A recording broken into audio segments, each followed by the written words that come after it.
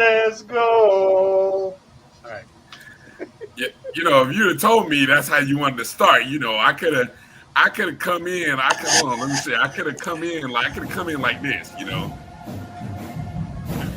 in with some good sound, some background music to get you hyped. If that's how you really wanted to come into the show, Kelvin, Hey, do it look like I'm ready for football season?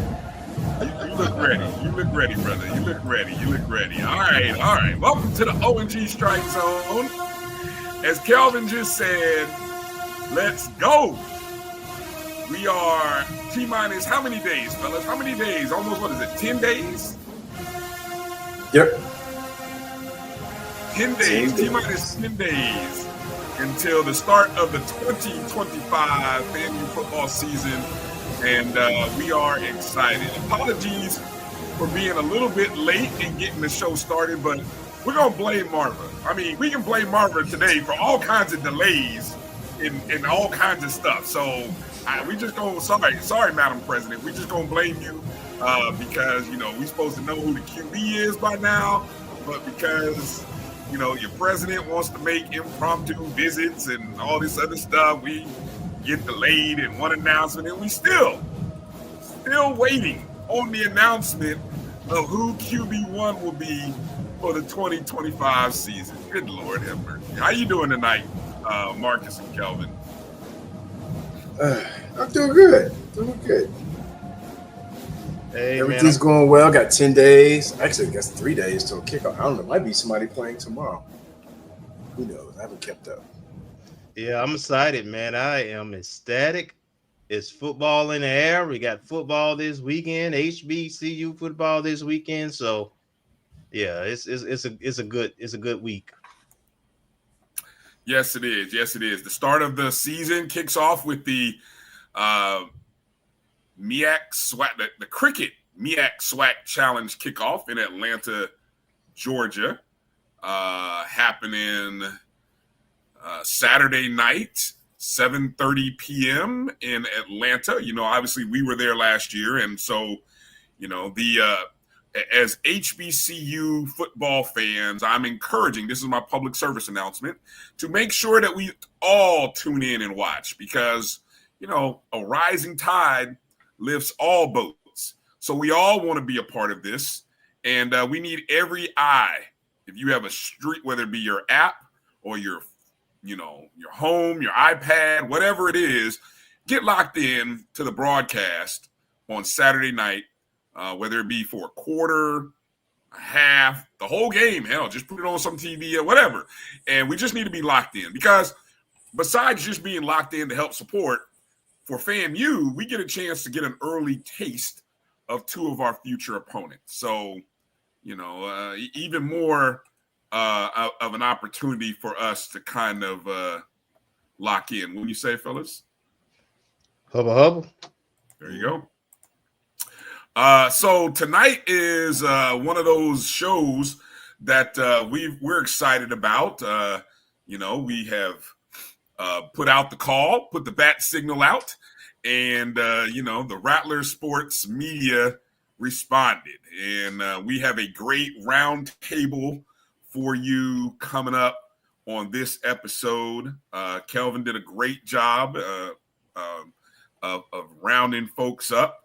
And so tonight you'll hear, I don't know, I had to make sure I could fit enough boxes. I think you hit right at the correct number of boxes that I could get on the screen, Kelvin, because I was worried about that. That's when I sent you that text, that was really the nature, because I was thinking, damn, how many people can I actually get in on the screen? And I hit it just right where we've got 6 guests coming on, and that'll give us a 9-box screen, which I think hopefully it all sets up and looks nice.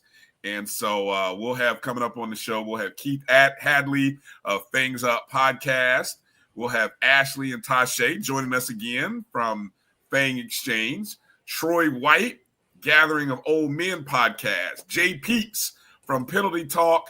And Mr. Campbell, Stephen Campbell, oh my gosh, from Coach's Corner, will be joining us tonight. So, full house, FAMU League. Yeah, goodness gracious, it's like, what's that show? Hollywood Squares when he got all the people in the box. That's exactly how I have it. That's exactly how I got. I'm glad you visually figured out because that's exactly how it's hopefully going to look. So fingers crossed. Fingers crossed. So all that's coming up. We will you'll get a chance to kind of hear all our thoughts. Even did some background work, guys. I got the graphics. I got the game by games, all 12 games. I started working on it last week. So hopefully we'll be able to, deep dive into each game and we'll see how it goes. So we'll see how it all looks tonight. But let's kind of go through the roll call because it's early in the show. We'd like to thank everybody for coming in, joining us, watching us, however and wherever you're watching us, of course, on the Black College Sports Network, Jericho Broadcast Network's YouTube page. We say hello to all of our family, the subscribers of the JBN YouTube page. That's at MyJBN Online, a great chat room. So it's always fun in there. You guys do a great job of not getting too out of control, even when we get some visitors, because of course, this is a Black College Sports Network thing. So we get a lot of HBCU folks. So you guys do a great job of not getting too ridiculous with commentary, Most of the time. Most of the time, right. We'll see when we hit some of those games. We'll see. Hey, no, we got a couple of rebels, and some of them are rattlers. Yeah. There's a few of them. There's a few of them in there as well. We know who you are. You also could be watching us. Say hello to people watching on Facebook, watching on the Black College Sports Network Facebook page or the O&G StrikeZone Facebook page. You might be watching us on Twitter. You might be on Instagram Live. Hello to the peeps on Instagram Live. That's back up and running again. And so we're extremely thankful. And of course, if you didn't watch or catch us live, you are probably watching this via the Pod Zone, BCSN Pod Zone. Hey, even if you are watching this live, please go download the BCSN Pod Zone on Spotify, Amazon Music, iHeartRadio. Just subscribe. Be a subscriber. Download it every now and then. Hit the ratings and review. It helps out tremendously. Not just our show, but all of the shows and podcasts, part of the Black College Sports Network. We're loading some stuff up. Alcorn State, Brave Talk with Charles Edmond is back on.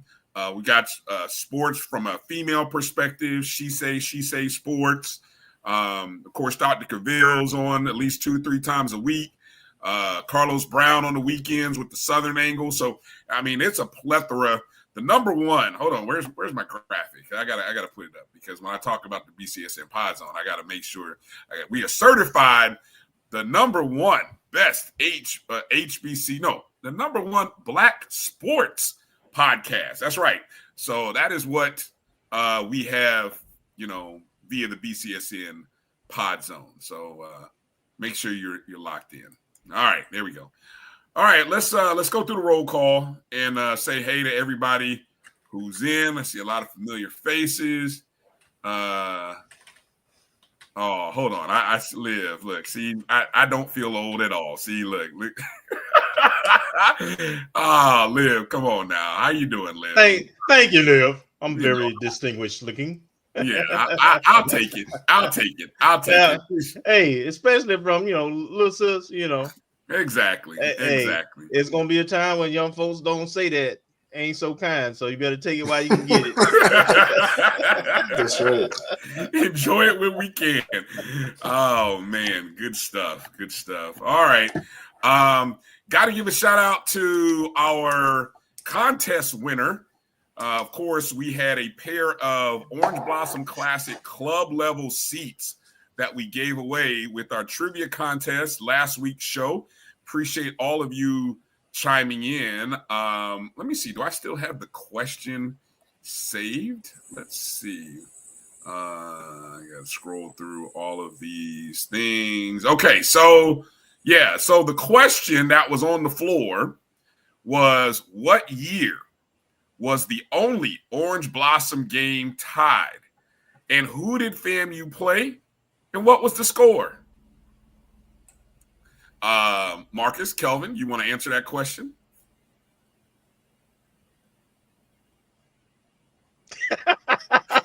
You can say no. Don't. This is like, you know, you say no.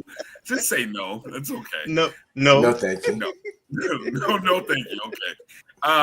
The answer, the only year that the OBC game was tied was 1940, and it was a game 0-0.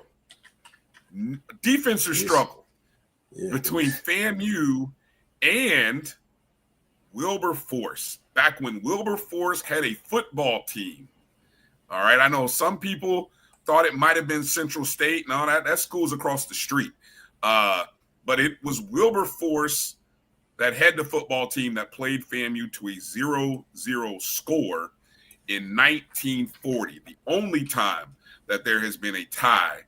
Even though there have been some games that were close, you know, when we played Jackson State a few years ago, that was 7-6 that we lost.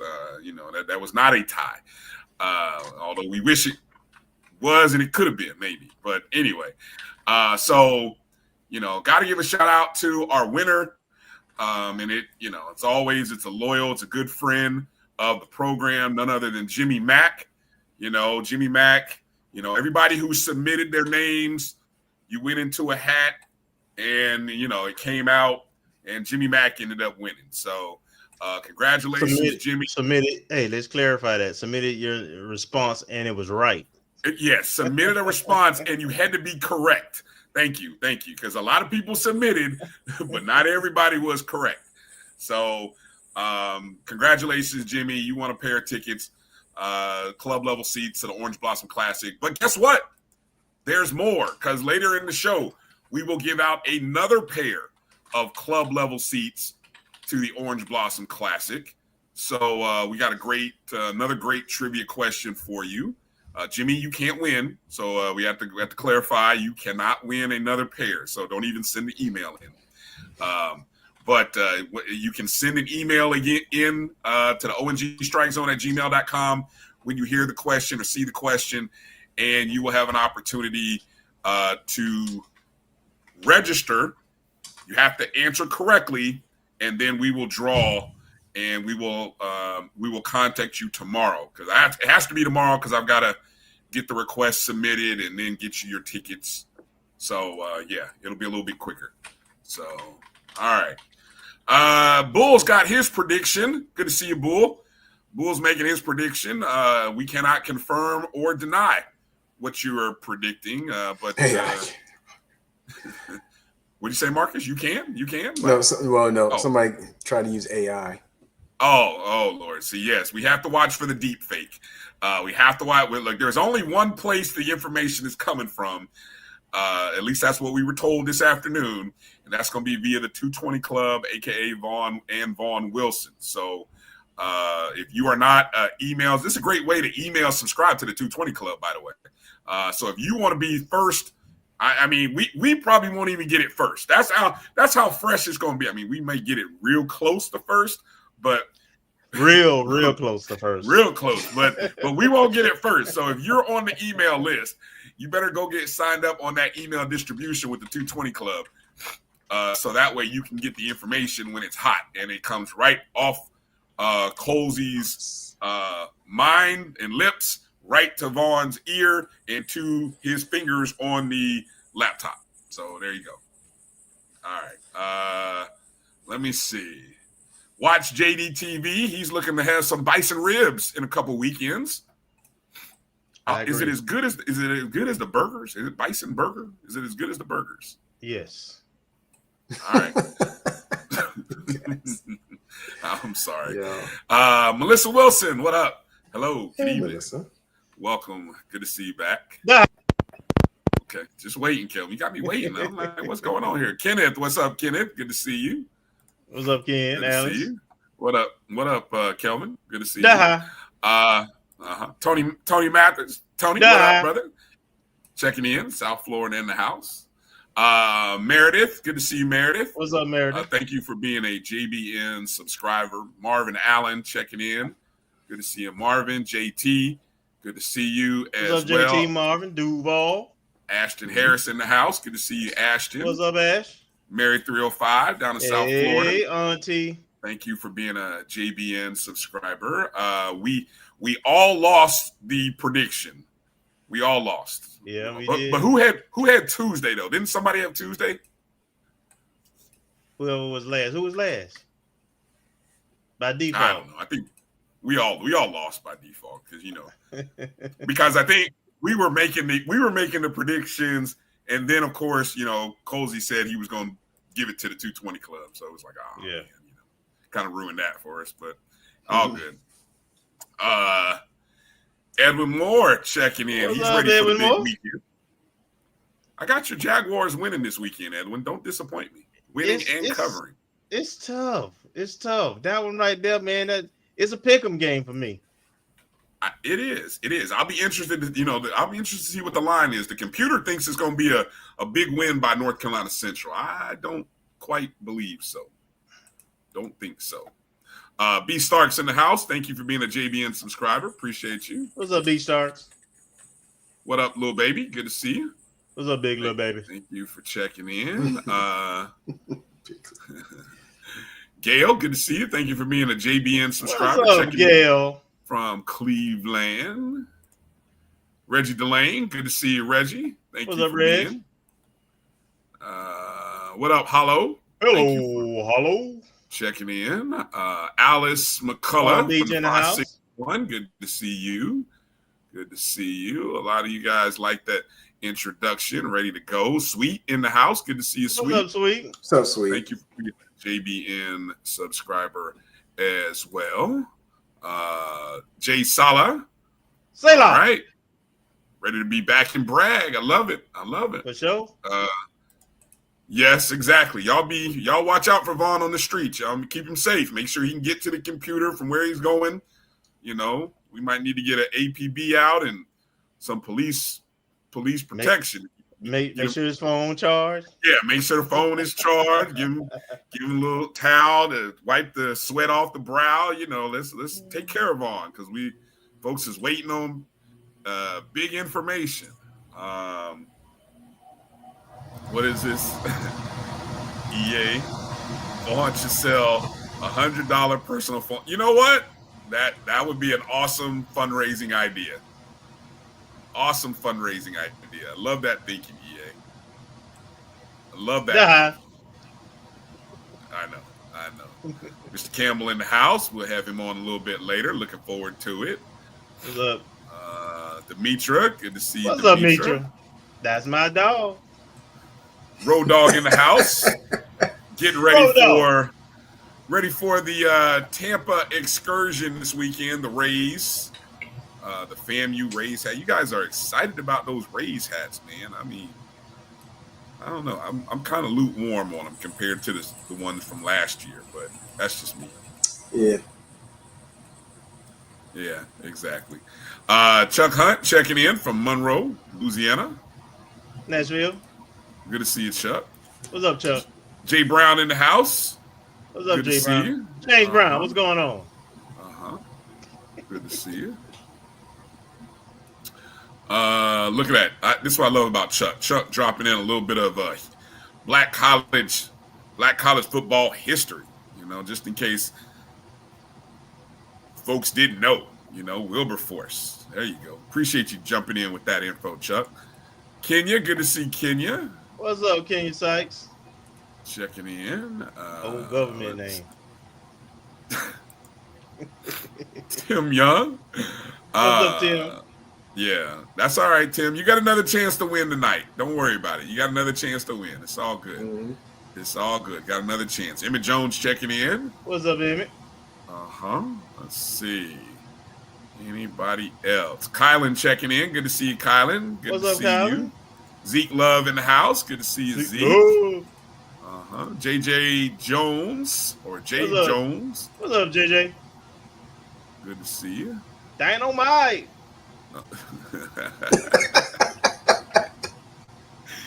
We'll have Troy on in a few. What's up, Troy? C. Bishop checking in. What's up, Charles? Checking in. Yeah. Distinguished gentleman. Exactly. See, you never asked the question.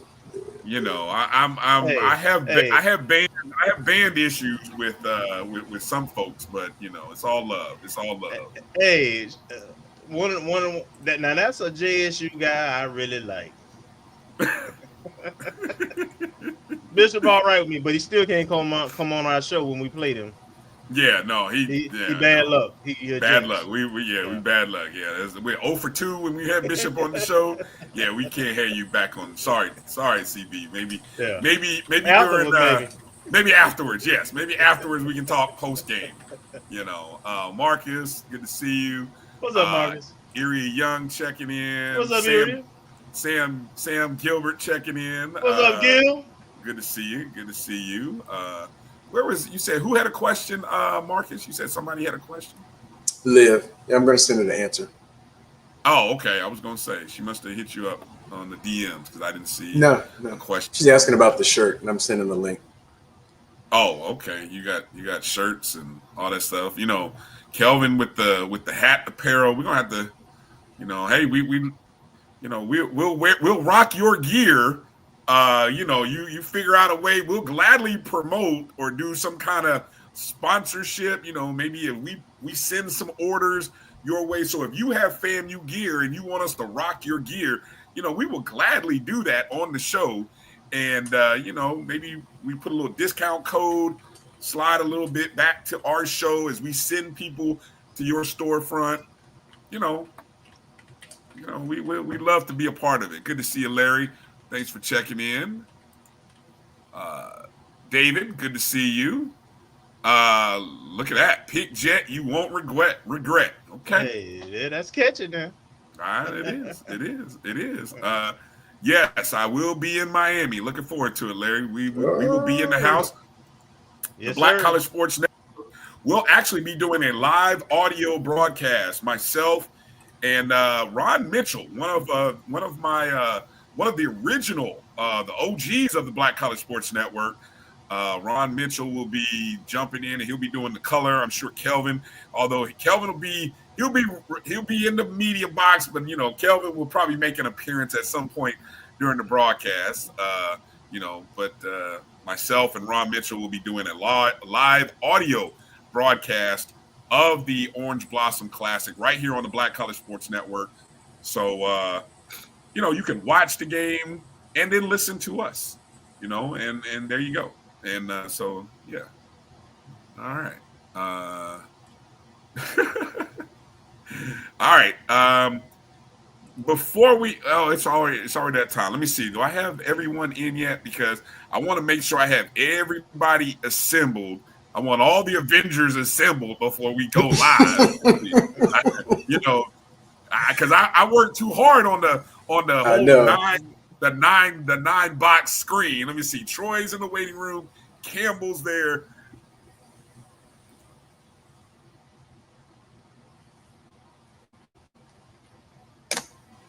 Where's Tasha at? Come on, as we waiting on my girl to pick up.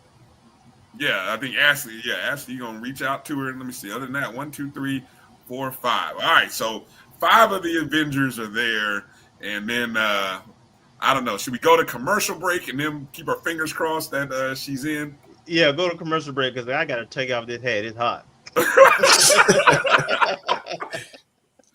All right. When we come back, we'll come back with the roundtable, the nine quad box, as we like to call it, and we're going to break down the 2025 FAMU football season. We might even have some breaking news at some point during it. I think that's very likely, but we'll see. Keep your fingers crossed. All right. You're watching the O&G StrikeZone right here on the Black College Sports Network. Let me find my commercial breaks. I can't even find them. Where are they? All right. We'll be back right after these words right here on the Black College Sports Network. Get ready for the inaugural Unity Classic, Saturday, September 13th at Nathaniel Glover Community Field and Stadium. It's a clash of the Virginia Union Panthers of the CIAA and the Edward Waters Tigers of the SIAC. Plus, an HBCU band battle between the Edward Waters Triple Threat Marching Band and the Virginia Union Ambassadors of Sound. The inaugural Unity Classic goes down in fall. This is Bryan Fulford. AD Drew and I are co-hosts of the BCSN Sports Wrap. We talk about all things related to HBCU athletics. From the games, teams, coaches, and fan interest stories, we cover it all. You can find our shows on Facebook at BCSN Sports Wrap, YouTube at MyJBN Online, and everywhere you listen to podcasts like Anchor, Spotify, Google, and Apple Podcasts. You can also find the show on the Jericho Broadcast Network's app. Make sure to download. We look forward to you joining the conversation and being a part of the show. History? Yeah, we built that. Pride? We fuel that. And on August 30th, we run that. Two powerhouse HBCUs, Howard Bison, FAMU Rattlers, one legendary showdown under the Miami lights at Hard Rock Stadium. The energy unmatched. The culture undeniable. The vibes straight HBCU. 2025 Invesco QQQ Orange Blossom Classic. Get your tickets and book your hotel now at orangeblossomclassic.com. Saturday, August 30th at 4 p.m. in Miami Gardens. This is the Dean of the College of HBCU Sports, Kenyatta Cavill of Dr. Cavill's Inside the HBCU Sports Lab with Mike Washington and Charles Bishop. Come mix it up in the lab where the course lecture is in session every Tuesday from 6 o'clock p.m. Central Standard Time on Facebook Live, YouTube Spreaker, or the BCSN app, as we discuss all things about the HBCU sports culture, including exploring the week that was in the sporting HBCU diaspora, as well as the upcoming week of HBCU sports. With me, the Dean, the College of HBCU Sports, on Dr. Cavill's Inside the HBCU Sports Lab with Mike Washington and Charles Bishop. Course lecture dismissed. Football fans, HBCU football is back in the ATL with the Cricket MEAC SWAC Challenge Kickoff. Representing the MEAC, North Carolina Central, and representing the SWAC, Southern Eagles, Jaguars, the Marching Sound Machine, the Human Jukebox. The kickoff trophy is up for grabs, and bragging rights are on the line. The rivalry is real. Bring the family and join us pre-game for the fun-filled Coca-Cola fan experience, including band jamborees, food, activations, and fellowship. For tickets and information, visit MEACSWACChallenge.com.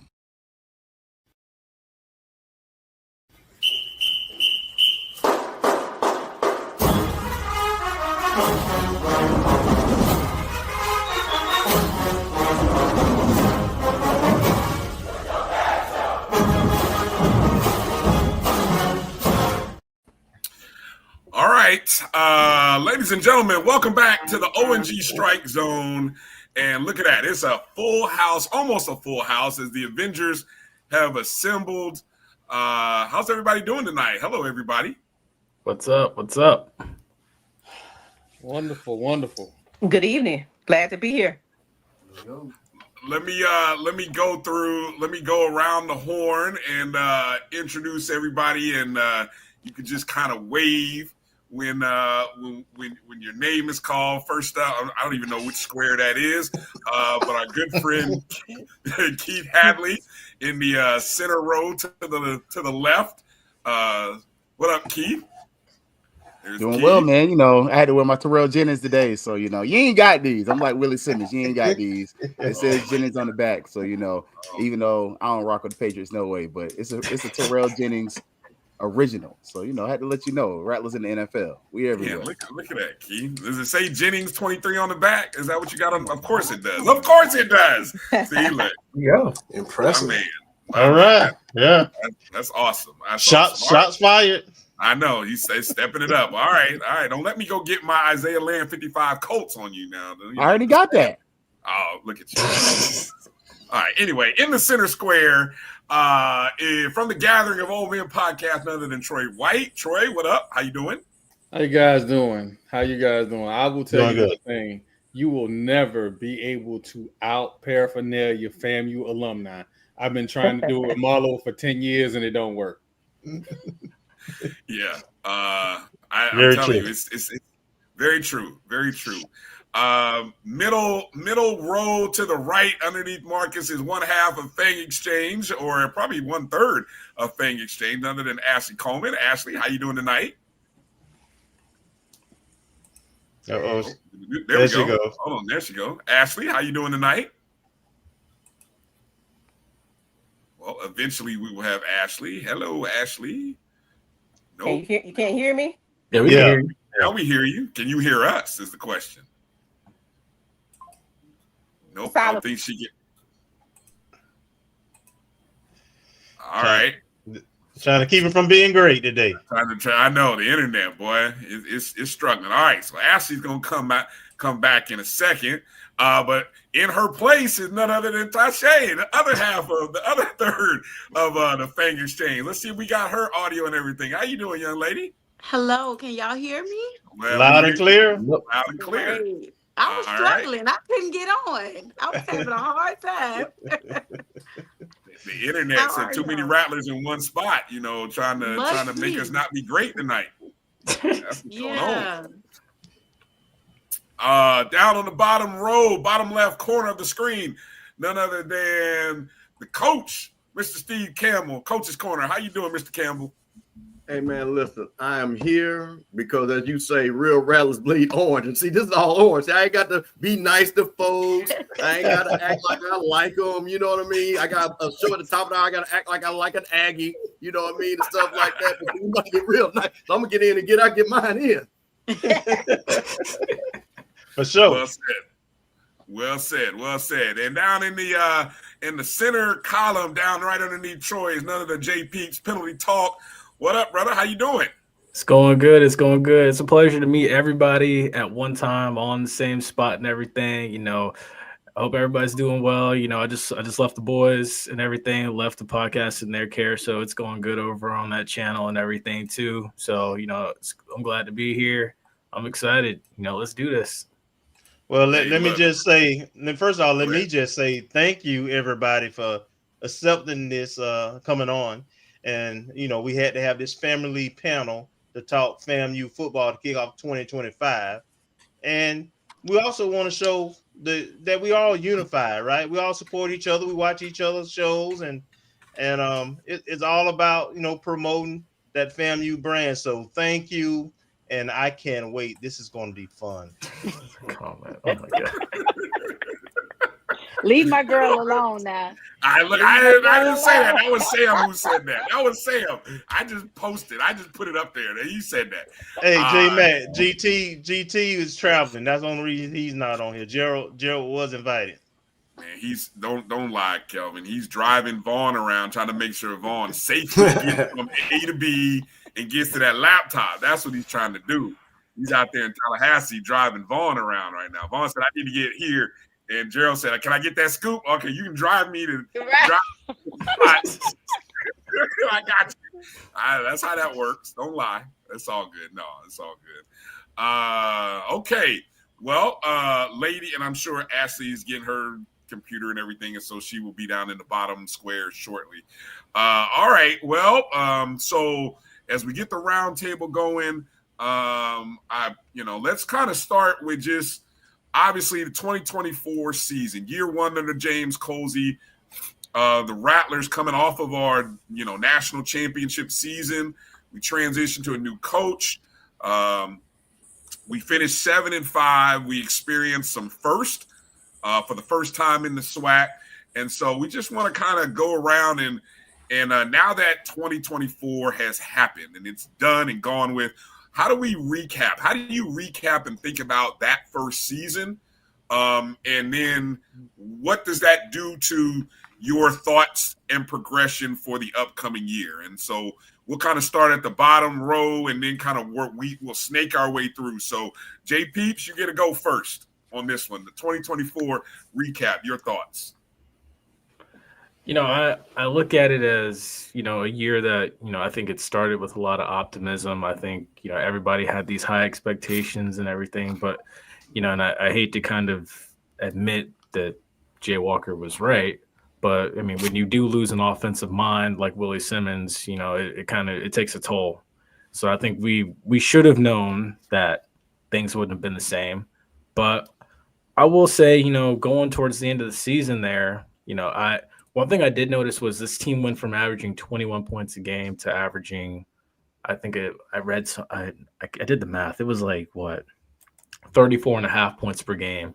And I was like, okay, well, there was an improvement there. So, and the one thing that I didn't like that I saw last season was, like the lack of, gang tackling, the lack of wrapping up, and the lack of not bringing your arms when you tackle. So, that's one thing that I am hoping does improve in a major way going into this season. And, I expect that to be, heavily corrected.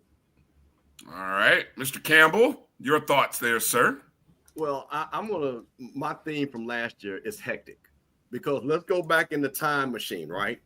And Coach Simmons leaves, and then we have our AD who has a decision to make. She's kind of wanting to get a guy.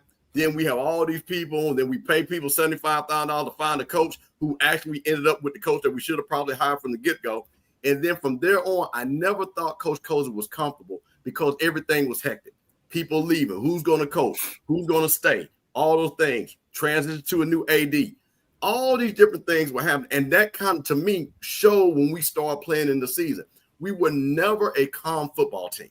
We were never a team that was really controlled. You know what the thing I like now? You ain't heard nothing crazy. I think Colzie's got his people in. I think he's got his coaches, and everything is quiet. And when things are not hectic, then you can concentrate on the fundamentals. And we all know that was kind of the things that hurt us, right? Making bad pre-snap penalties, making unsportsmanlike penalties, play calling that kind of wasn't consistent because, again, maybe everybody wasn't on the same page about who was going to do what. So now I just think, looking back at it, sometimes that Valley loss, I know we all hate it, but we needed that Valley loss because we needed that hard reset. Because I think if we had won that, we would, we won 8 games. TC Taylor won 8 games. The truth would not have come out, would need to come out. So I think now we're not hectic. So that's what I'm super excited about. Nice. Let me go, Tashay. Your thoughts? Yeah. So 24 was. I'm gonna say that initially, of course, like most of us, I was disappointed, but then I think I kind of sat with what really transpired. And I looked at the fact that we had a first-year coach, whether Colzie was on the staff or not. He was a first-year head coach. He won 7 games. And, truth be told, let's look at, like, for example, that PV game. If Daniel, and, like my grandma said, if it was the 5th, we'd all be drunk. But if Daniel does not go down, do we lose that game? Probably not. And, the Valley game, I'm not going to talk about the Valley game. I'm going to leave that where it is. But I just feel like for a first-year coach who still had what we, is considered a winning season, he won 7 games. And I think that also, too, a lot of us did not realize how really, for lack of a better phrase, mangled our team was. We lost a lot. Coaches, athletes, we lost a lot, and we didn't really realize it. So for Colzie to even keep the ship steady like it was, I mean, even so much as losing an OT mid-season, you know what I'm saying? Like we lost a lot last year, and I think Colzie worked with what he had.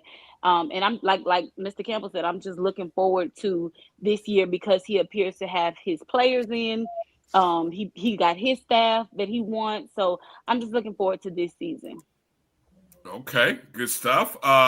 We got Ashley back. Good to see Ashley. Got everything all worked out. So we're just going through the 2024 recap portion of this roundtable. So let me get your thoughts in there. I've heard some sentiments, and I do agree. I had the opportunity to see a lot of preseason of 2024. So prior to the season starting, when Coach Colzie received the nod to be the head coach, and the way things went from there. And I can firsthand, not what somebody told me, not what the street committee says, I saw a lot of things that transpired that did affect the product in 2024.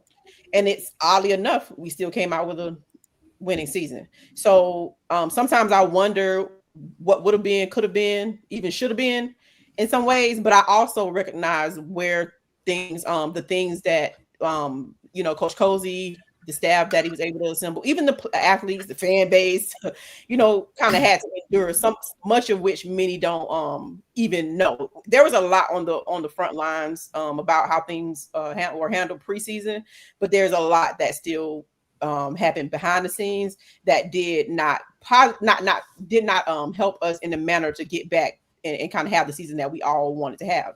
But in hindsight of that, I do believe that Coach Colzie did a great job with the cards he was dealt. Coaches coming in at the time they came in. So really the sentiments that I've heard others already say are my sentiments as well. And it, again, I saw how things were happening because, at the Fang Exchange was kind of coming on the scene as well, along with Coach Colzie. So we kind of walked some of those paths together. So again, I'm not saying what I've heard, I'm saying what I know. And to see Coach Colzie hold his head. We had some tough losses. I'm not even going to talk about Valley, even though they already talked about Valley. But either way it goes, I'm excited to see how we improve because, again, if we can come out 7-5, I'm just comparing preseasons. And again, if I can compare this preseason to the last preseason, we should have something to be excited about. I'm excited about it. The coaches are there, the players are there, the system is there. Now we just need to see it come together. So 2024, of course, is not exactly what we wanted to, but I think that all those Rattlers should hang our hat on knowing that our coach did the best that he could with what he had. And sometimes effort, you can get that E for effort, because the effort was absolutely there. And Coach Colzie absolutely wants this job and wants to be successful and win. And I've seen it with my own eyes. Nice. Troy, Center Square, what are your thoughts on 2024? So I have mixed feelings about 24. I lost the eyebrow bet in 24. So while everyone was enjoying homecoming normal, I was missing an eyebrow. So it was serious for me. But that being said, it was a 7-5 season with a first-year head coach. There are other places that I know of who would have paid money for a 7-5 season. Yeah. Mm-hmm. So it is not all doom and gloom. There's talent here. Mm-hmm. That talent was limited because of factors that we know of. But I am not all doom and gloom from last year. The Valley game, I was upset about, but I was more upset about what happened after the Jackson State game because I could see a change in the demeanor of the players. Yeah. So 7-5 is not the worst starting point, but oh boy, 25. I'm betting more eyebrows than chest hair. What's up? You ain't scared to lose an eyebrow? Nope. Oh my God. Man, take the money out my pocket versus that. That's all I'm gonna say, brother. Take the money out my pocket over that. I got to go to work and see these kids, boy. You can't go in. Keith will tell you can't go in there with one eyebrow, boy. You would never hear the end of it. No way. Keith, let me hit you up. Let me get your thoughts, Keith. Go ahead, sir. Make sure I got my hat right. It's not a trucker hat, but 7-5. That ain't the damn standard.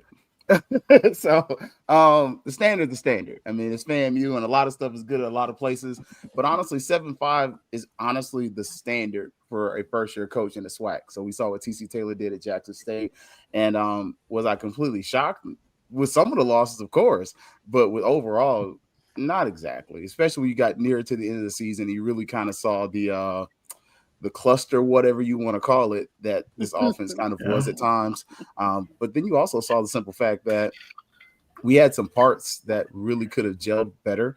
I think one of the things I'm going to steal from former president, I believe that's what, Joe Biden, I think FAMU's just build back better. And I think when you look at recruiting, you saw that this year. You did lose some to the transfer portal, but you didn't lose as much as you lost the previous year. I mean, you do see where Gentle Hunt, you look on the University of Illinois page, he's up there. You look at some of our other players, John Chaney's down at FIU. So you're seeing where our former players are impactful.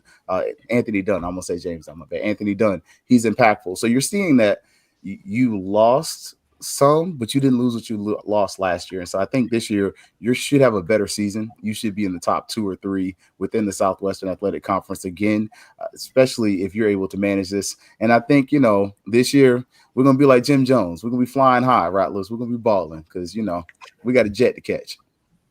Oh, look, sir. Y'all full of yes, catchphrases and puns and boy, I tell you, boy, good stuff. Kelvin, I don't know how you're gonna top some of these great one-liners that our brothers and sisters have thrown out today. What you got? Not even gonna try. I'm gonna just be real brief. It's 3 bullet points for me for last year. 1, the defensive drop. It was significant. We went from being a top 1 defense pretty much every category to middle of the road in just about every category, and near the bottom when it came to stopping the run. Number 2, who knew that losing your kicker and punter after game 4 would have the impact it did? If you think about the games we lost, kicking game was a big part of that because we couldn't kick the ball to the end zone, so we gave some returns both in the Valley game, Prairie View game, that gave field position. So, those 2 losses of the special team units were significant. And number 3, we had some really good wins. We focused on the loss, and I know that's just how people are built. They negative, but we we beat the MEAC champion South Carolina State. We beat Alabama State.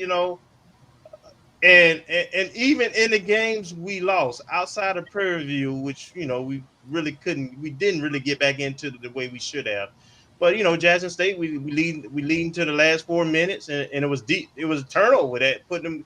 If we put that ball and just play defense, I think we get out there with a W. And then, because Valley's Valley, but same problem that happened all year. If you think about it, the Norfolk State game, running back going in the red zone, and we fumble, and they get the ball. So, that was an issue with us. So those are 3 bullet points that I think about when I think about last season.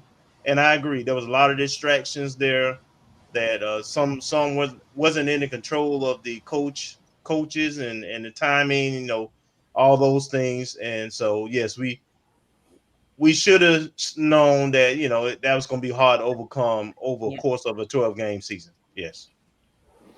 Marcus, what do you got? Pretty much echo what Kelvin just said. The defensive drop-off was evident, from the game 1.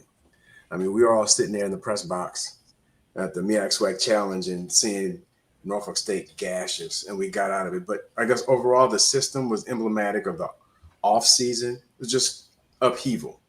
Coming off a championship season and expecting to ride in.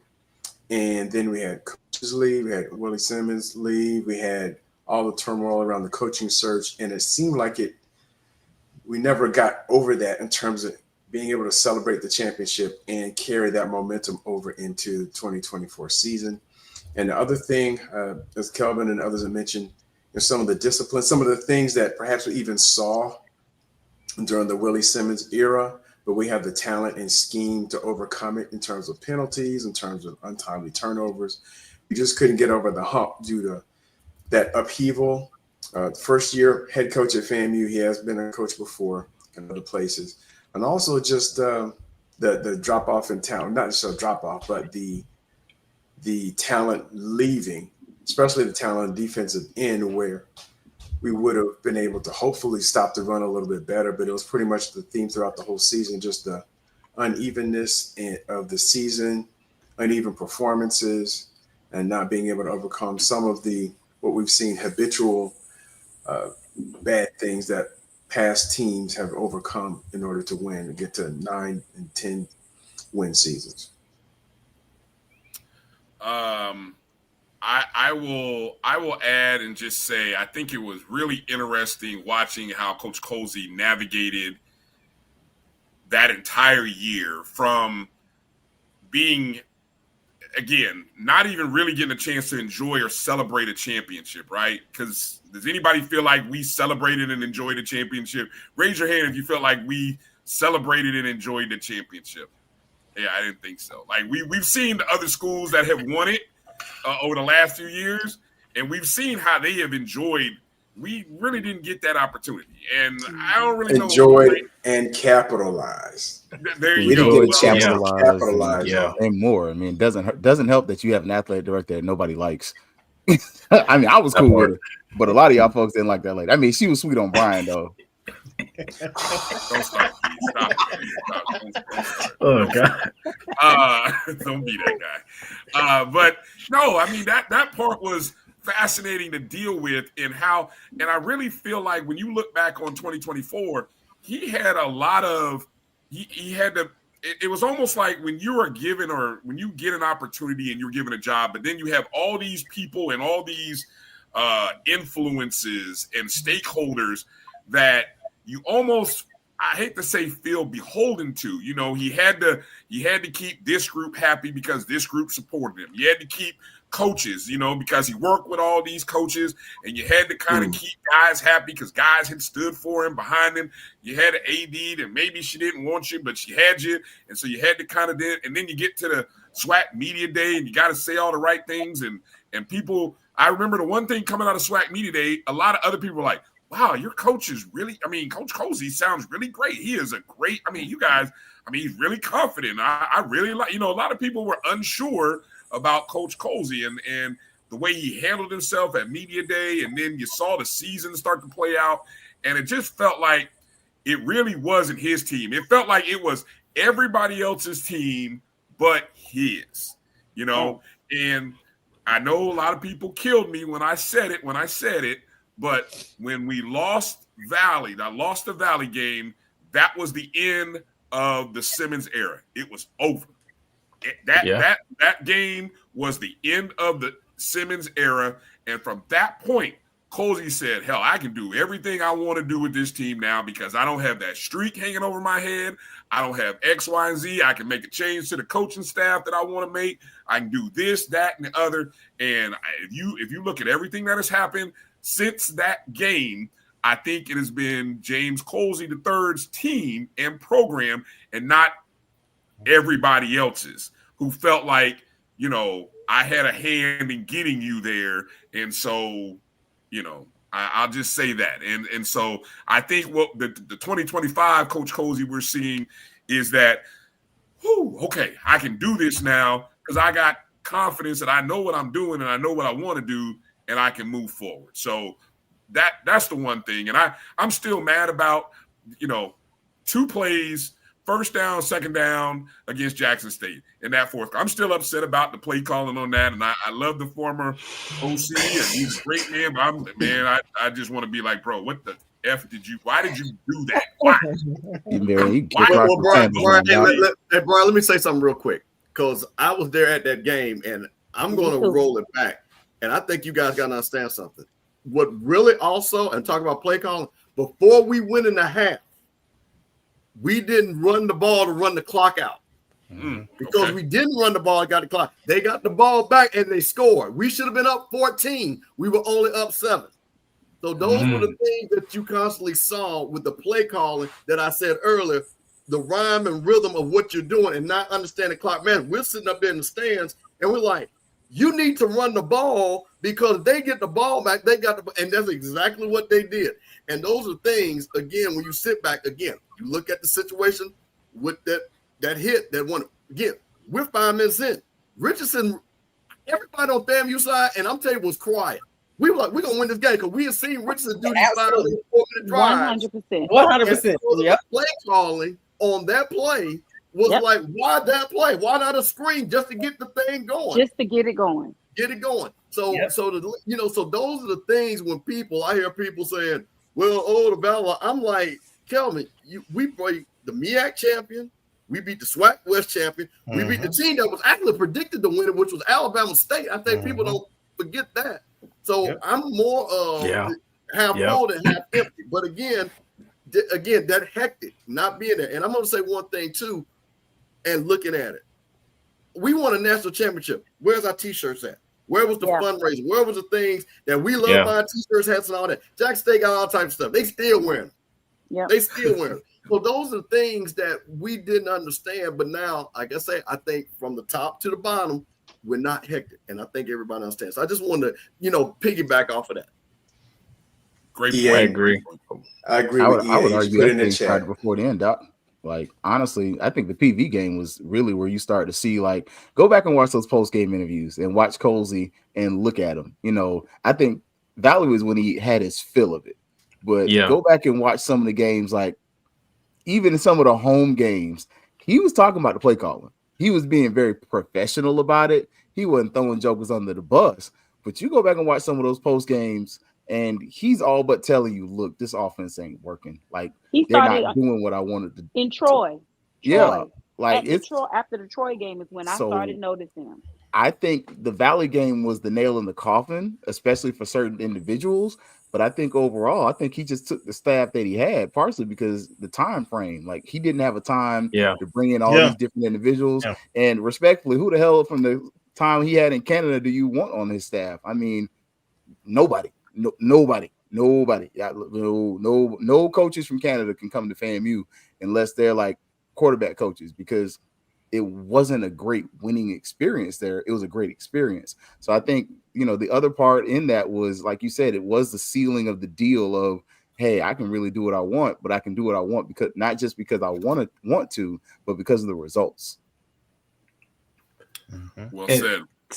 To piggyback off of what Mr. Campbell said, by the way, pleasure to meet you, Mr. Campbell, finally. But I will say also too, like, I was here watching that Jackson State game, and I'm looking at, I'm like, okay, their corners, their secondary, as much as as much as they praise them and say they're all world, I'm like, these guys can't run with Ace Cobb. These guys can't run with. We was torching them. The first half we was touching them. Exactly. 28 points. Exactly. And I'm sitting there, and some people called me crazy for it early in the season. Some didn't, and other people from other fan bases came to our channel and let me have it. But I was saying it from the start of the season. I'm like, this offense needs to be built to score 40. That's what you got to build towards, because a team like that, you got to outscore them, and you got to be in better shape than them. Our guys were too worn down towards the end, but at the same time too, like, I'm looking at, certain scenarios in that game. You get in a short yardage situation, like, I'm thinking, all right, play action, we eat them up, play action, and then a long stretch to the tight end downfield, something like that will eat them up. Never came, and I'm like, when is this supposed to happen? And it never came. That's one game where I give the defense about a C+, because I mean, I don't know if y'all allow cussing on this channel, but they fought like hell. They fought like hell. Let me just jump in real quick, and then let's move to 2025. But 3 turnovers I was just by that about to say defense that. in the third quarter. Oh, well, 3, yeah. In the third quarter, at the 50-yard line or better, and we get 0 points. Yep. That cost me an eyebrow. That cost me an eyebrow. You'll never forget that one, boy. The lack of creativity on offense. Because you got to to the point that EA made, and actually the point that Jay Peeps is making. I mean, the defense played well, and I've forgotten who. I think it's one of the return players, so I'm not sure. Dropped an interception on third down when they had the ball, and it would have been 21-17 at the half instead of 21-20. So despite not having the offensive ineffectiveness and not capitalizing on certain things, there are probably 2 plays that could have turned more than 2 plays, but squeeze that interception at the half, you're up 4. Everything else stays the same. We miss a field goal that's pretty long because we don't have our long range field goal kicker. We're up 7, 24-17 in a game that we eventually end up losing a score that's lopsided because of 2 run back. Well, 1 run back for a TD and 1 is basically on the goal line. So the defense played is hard out, but there are a couple plays here and there. And once again, going towards the kind of unevenness of the season was emblematic of how we played in that game, where we could have put some things on, taken the crowd out of it, had them up until the end of the half, and then just nip and tuck at the end and couldn't. All right, let me take a break and then get into talking about the offseason move or moves that you liked most, and then we'll start getting into this this 2025 schedule we have. So when we come out of the break, we'll find out what offseason moves that our roundtable liked the most, and then we'll get into talking about the game by game schedule. And man, a lot of people predicting some very low numbers on the wins, the win-loss season. So we'll find out how wrong a lot of these people are going to be on the other side. Look, let's call it tease. You're watching the O&G Strike Zone right here on the Black College Sports Network. We'll be back in just a moment. Football fans, HBCU football is back in the ATL with the Cricket MEAC SWAC Challenge Kickoff. Representing the MEAC, North Carolina Central, and representing the SWAC, Southern, Eagles, Jaguars, the Marching Sound Machine, the Human Jukebox. The kickoff trophy is up for grabs, and bragging rights are on the line. The rivalry is real. Bring the family and join us pre-game for the fun-filled Coca-Cola fan experience, including band jamborees, food, activations, and fellowship. For tickets and information, visit MEACSWACTalents.com. The human voice has always connected audiences with experiences. Major brands all across America have trusted Cover's voice time and time again. Conversational, powerhouse, intelligent, and sincere. That's the voice you need for your creative marketing process. KEAVERSVOICE.com. Cover's Voice, Cover's Voice, CoversVoice.com. Always on, all the time. Get ready for the inaugural Unity Classic, Saturday, September 13th at Nathaniel Glover Community Field and Stadium. It's a clash of the Virginia Union Panthers of the CIAA and the Edward Waters Tigers of the SIAC. Plus, an HBCU band battle between the Edward Waters Triple Threat Marching Band and the Virginia Union Ambassadors of Sound. The inaugural Unity Classic goes down in Duval. The Cuvée Group is a Florida-based marketing and training consulting firm. We help businesses communicate to their target audience and engage them in conversation. We also help to expand their audiences, which will ultimately result in growth for those organizations. In addition to being a certified constant contact specialist, my colleagues and I are also certified in John Maxwell Leadership Principles. We use these proven principles to conduct workshops, training, and private coaching sessions for individuals and companies looking to take things to the next level. Contact us to schedule a free consultation. Issues today, don't delay, call Cuvée. History? Yeah, we built that. Pride? We fuel that. And on August 30th, we run that. Two powerhouse HBCUs, Howard Bison, FAMU Rattlers, one legendary showdown under the Miami lights at Hard Rock Stadium. The energy unmatched. The culture undeniable. The vibes straight HBCU. 2025 Invesco QQQ Orange Blossom Classic. Get your tickets and book your hotel now at orangeblossomclassic.com. Saturday, August 30th at 4 p.m. in Miami Gardens.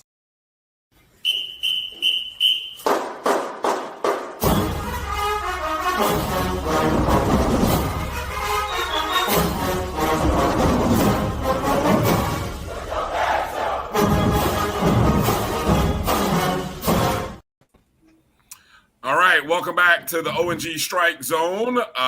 It's the O&G and the Avengers, the host of Rattler Sports folks, Rattler Sports Media, Rattler Sports Podcast, all in one spot here to help you with the 2025 season preview.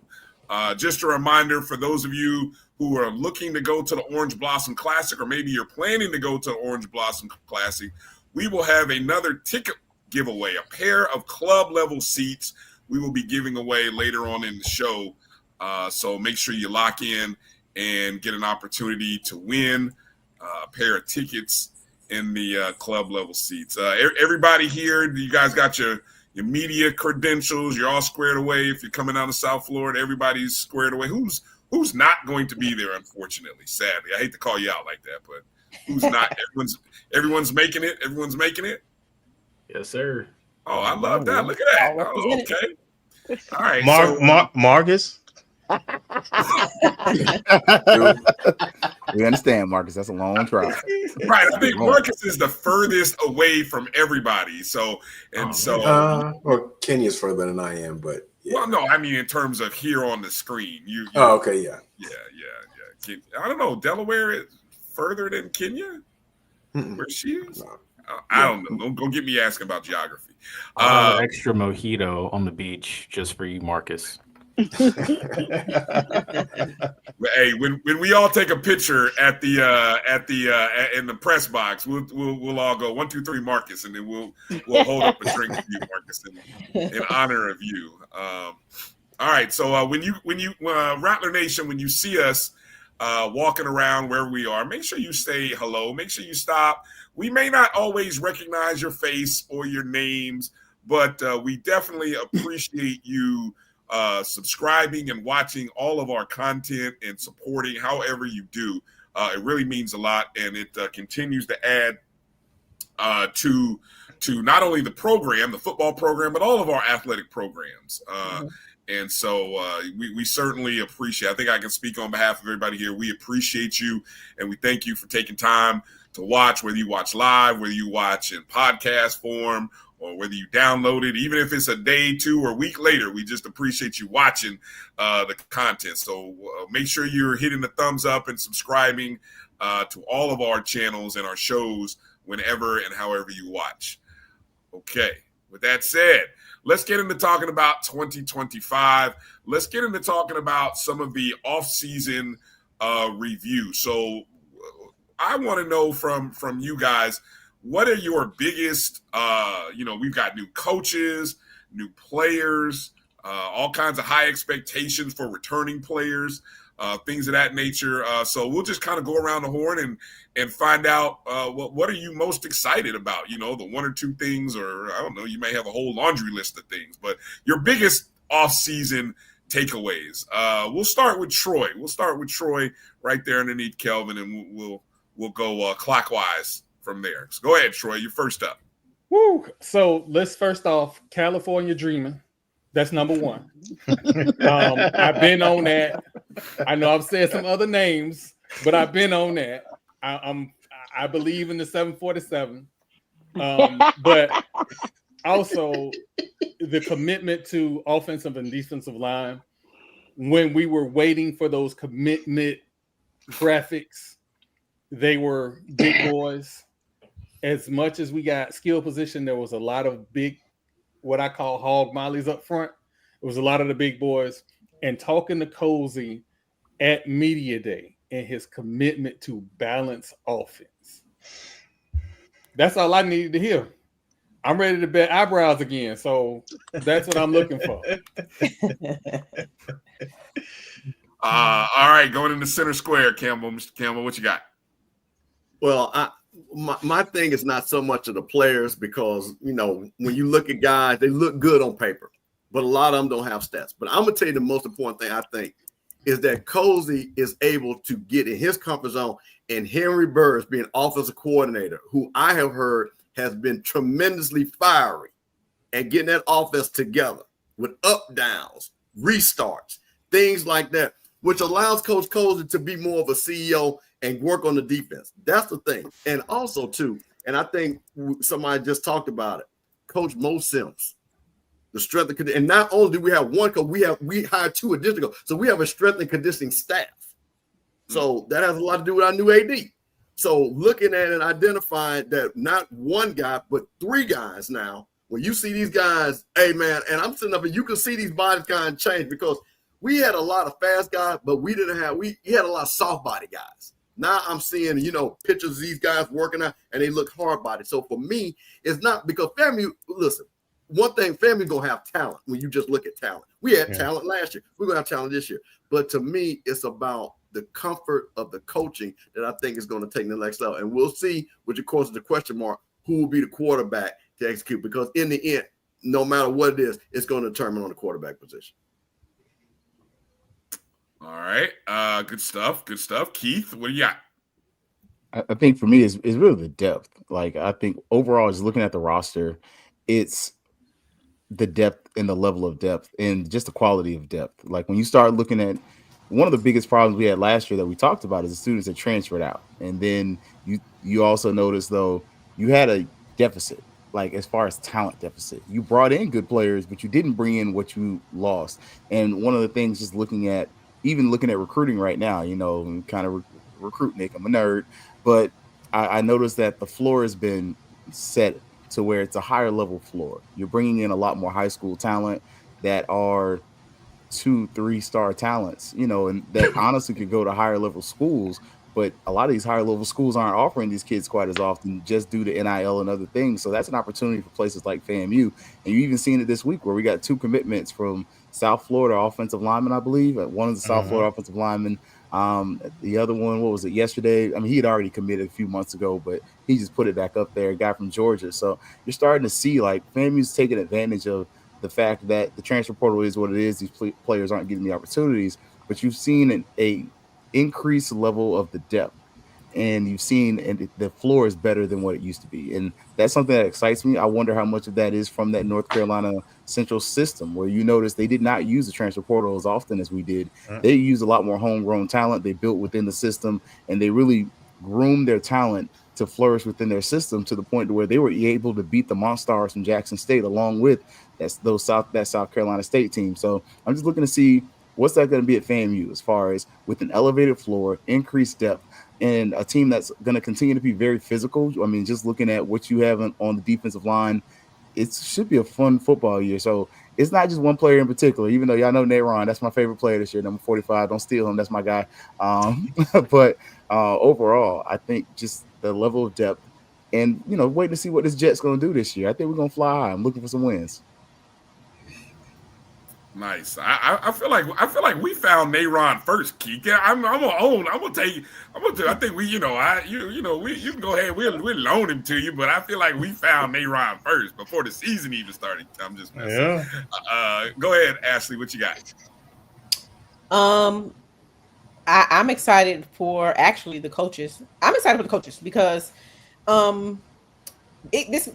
having good athletes or even subpar athletes can go either way, because coaches can either make subpar athletes better, or coaches could not utilize high quality athletes in the right manner, right? So yeah, you don't get me wrong. We want high level recruits, we want high level athletes because you do need that to an extent, especially to be a championship team in a sport like football. But the coaches make the difference. They really do. The culture makes a difference too. So I'm excited to see the culture that it has shifted towards in this new regime of Coach Colzie being able to kind of bring his own coaches in, a new OC. I'm really excited about the O-line and our O-line coach. Really excited to see what he does with our guys on the O-line, as well as our running backs coach as well. So mainly overall, in a nutshell, I'm excited. I'm more excited about the coaches than I am about the recruits, because I believe that good coaches can really pull out of athletes just about anything. And I played a team sport in my life, so I've seen it happen. I know it can happen. Okay. J. Peeps, what you got? Well, first I'm going to say, I'm a big fan of the movie Top Gun, and, my dad was in the Air Force as well, so, I'm a huge fan of, F-16 fighters and F-22s. But at the same time, too, I'm most excited about, of course, like Henry Burris. I like seeing what he was able to do once he had his hands on this offense, working with what he had, in those last 2 games. Again, like I mentioned, averaging 34.5 points in the last 2 games, and then of course the addition of, Coach Mo coming from Colorado, coming here, seeing them doing certain specific workouts, like just stadium steps, that goes a long way. Building your endurance, being able to go deeper into games, deeper into the season. When the weather changes, as a player, you feel those injuries and those hits more. So definitely those 2, as well as, even like the depth in the wide receiver room, like listening to, Vincent Jeffries today and, hearing him say Jalen Rogers can just go out there and jog a 4.3. I'm like, oh, it's insane. Mm-hmm. Yeah, because I was thinking that to myself earlier today. I'm like, it would be nice if we had 2 or 3 guys that could, hit a 4.2, stretched out, loose, ready to go. If we had something like that, how dangerous this offense could be. But I mean, and then obviously, like, defensively, I do like the linebacker depth. I was saying at the same time last year, and I love me some Nayron like everybody else. I love me some Nayron. But I was like, like, who is that, that enforcer, that voice, that alpha on defense? And, how do you combat that and find somebody? You put a whole bunch of dogs in there with Nayron. So, Brian Norris, Justice Cross, Jason Riles, Aubrey Smith, all those guys now. So I think, the depth at linebacker, the depth at wide receiver, I'm excited for it. I think we'll be fast, but I also think it'll be, you're not going to want to go up the middle on this defense. Well said. Well said. Tasha, what do you got? I hate going like at the end because everybody said everything. So I'm just gonna agree. I like Kevin Maurice, our new running backs coach. I met him a few months back, and automatically I was like, "Oh yeah, I like him." What I also liked a lot was that our running backs, they really liked him, because last year was a little bit of whatever, but they really liked Kevin, and I liked him too. And I hope that Colzie he's been very confident, or has talked really confidently about the fact that we will be able to run the ball and we will be able to stop the run. I have heard him many times, in this off season talk about that very emphatically. Big change from last year, in the confidence. So I like that hire. I also like, of course, everybody's talking about our O-line coach from NCCU, Cedric Williams. I thought that was a great hire. NCCU has always had, a very good offensive line. And I think we've always had the talent. I think that maybe some of the techniques and things were missing, but I think that I've heard him talk about the fact that he was able to fix or see some of the concerns and kind of fix that and add some of that technique. So I'm just excited to see in the off season the way that those two coaching hires particularly will help us with the deficits that we kind of struggle with. And not just last year, we've always kind of struggled with stopping the run and running the ball. I mean, well, last year was stopping the run, but definitely running the ball. So that's my biggest thing that I am excited about this year. Okay, good stuff. Marcus, what you got? I guess to kind of echo some of the previous, the coaches, just that Coach Colzie now has a staff of his making. And yeah, I don't know all the inside back depth things that some of you guys might know, but I guess there could be some disjointed,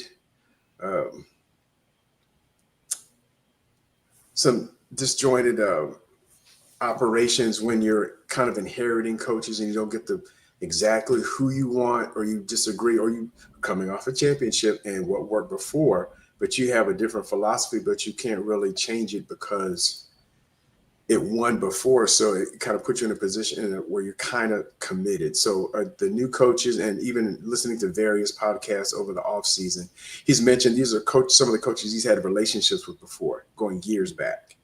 So he's bringing in people that he's known for years and worked with them previously, versus inheriting a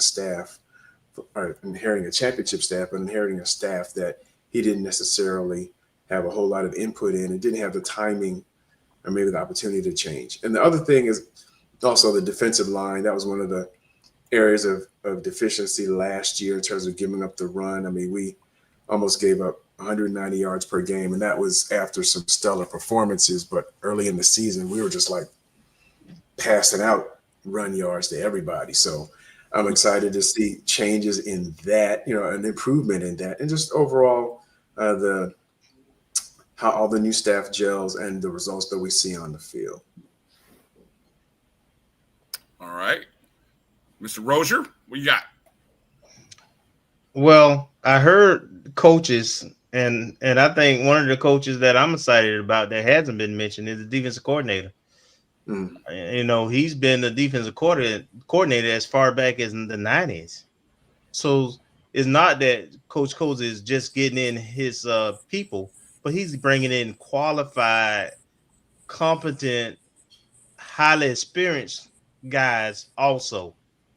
And when you have talent and you have that kind of coaching experience, then I think that yields positive results. I think it matters.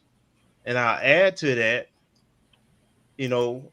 people spoke on the North Carolina Central crew. Well, I mean, they had 4 or 5 years of just excellence, right? 8, 9, 10 wins. So what they bring to the table is a championship experience. Mm-hmm. And so I love all that. And then the other thing that I hadn't heard anybody say, but I've said it and I say it again, we're starting 4 seniors and a junior, a grad student on the offensive line, and most of their backups are seniors. Most of those were on the 2023 team.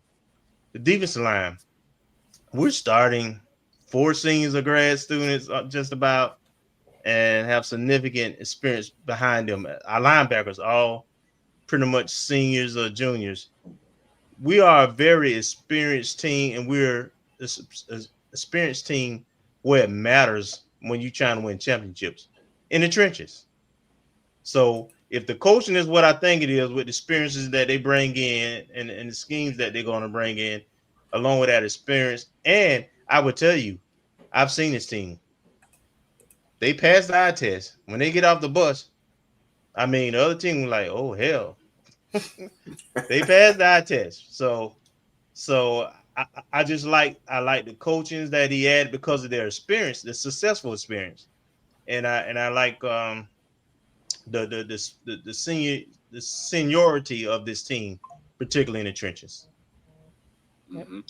I'm seeing a lot of people in the chats talking about they're excited about the special teams and the fact that look, we brought in enough guys. We signed absolutely about 8 kickers. They must have PTSD for them last 2 leaving, because honey, they went and signed them. Yeah, they got them. They are there. Mm-hmm. Well, it brings me back to how different might our season have been in the Troy game if we have our kickers. And obviously we were without, I believe it was Michael Smith for that game. Mm-hmm. And there was opportunities early in that game to win that Michael Smith is probably kicking field goals. Colzie's able to kick field goals instead of maybe going for it on 4th down. And just think how getting a lead at a certain point in a game against an FBS, how that all of a sudden changes the momentum on the sideline, and everybody is like, whoa, okay, let's go. So those are opportunities that we unfortunately didn't have. And so having some depth in special teams is exciting to me.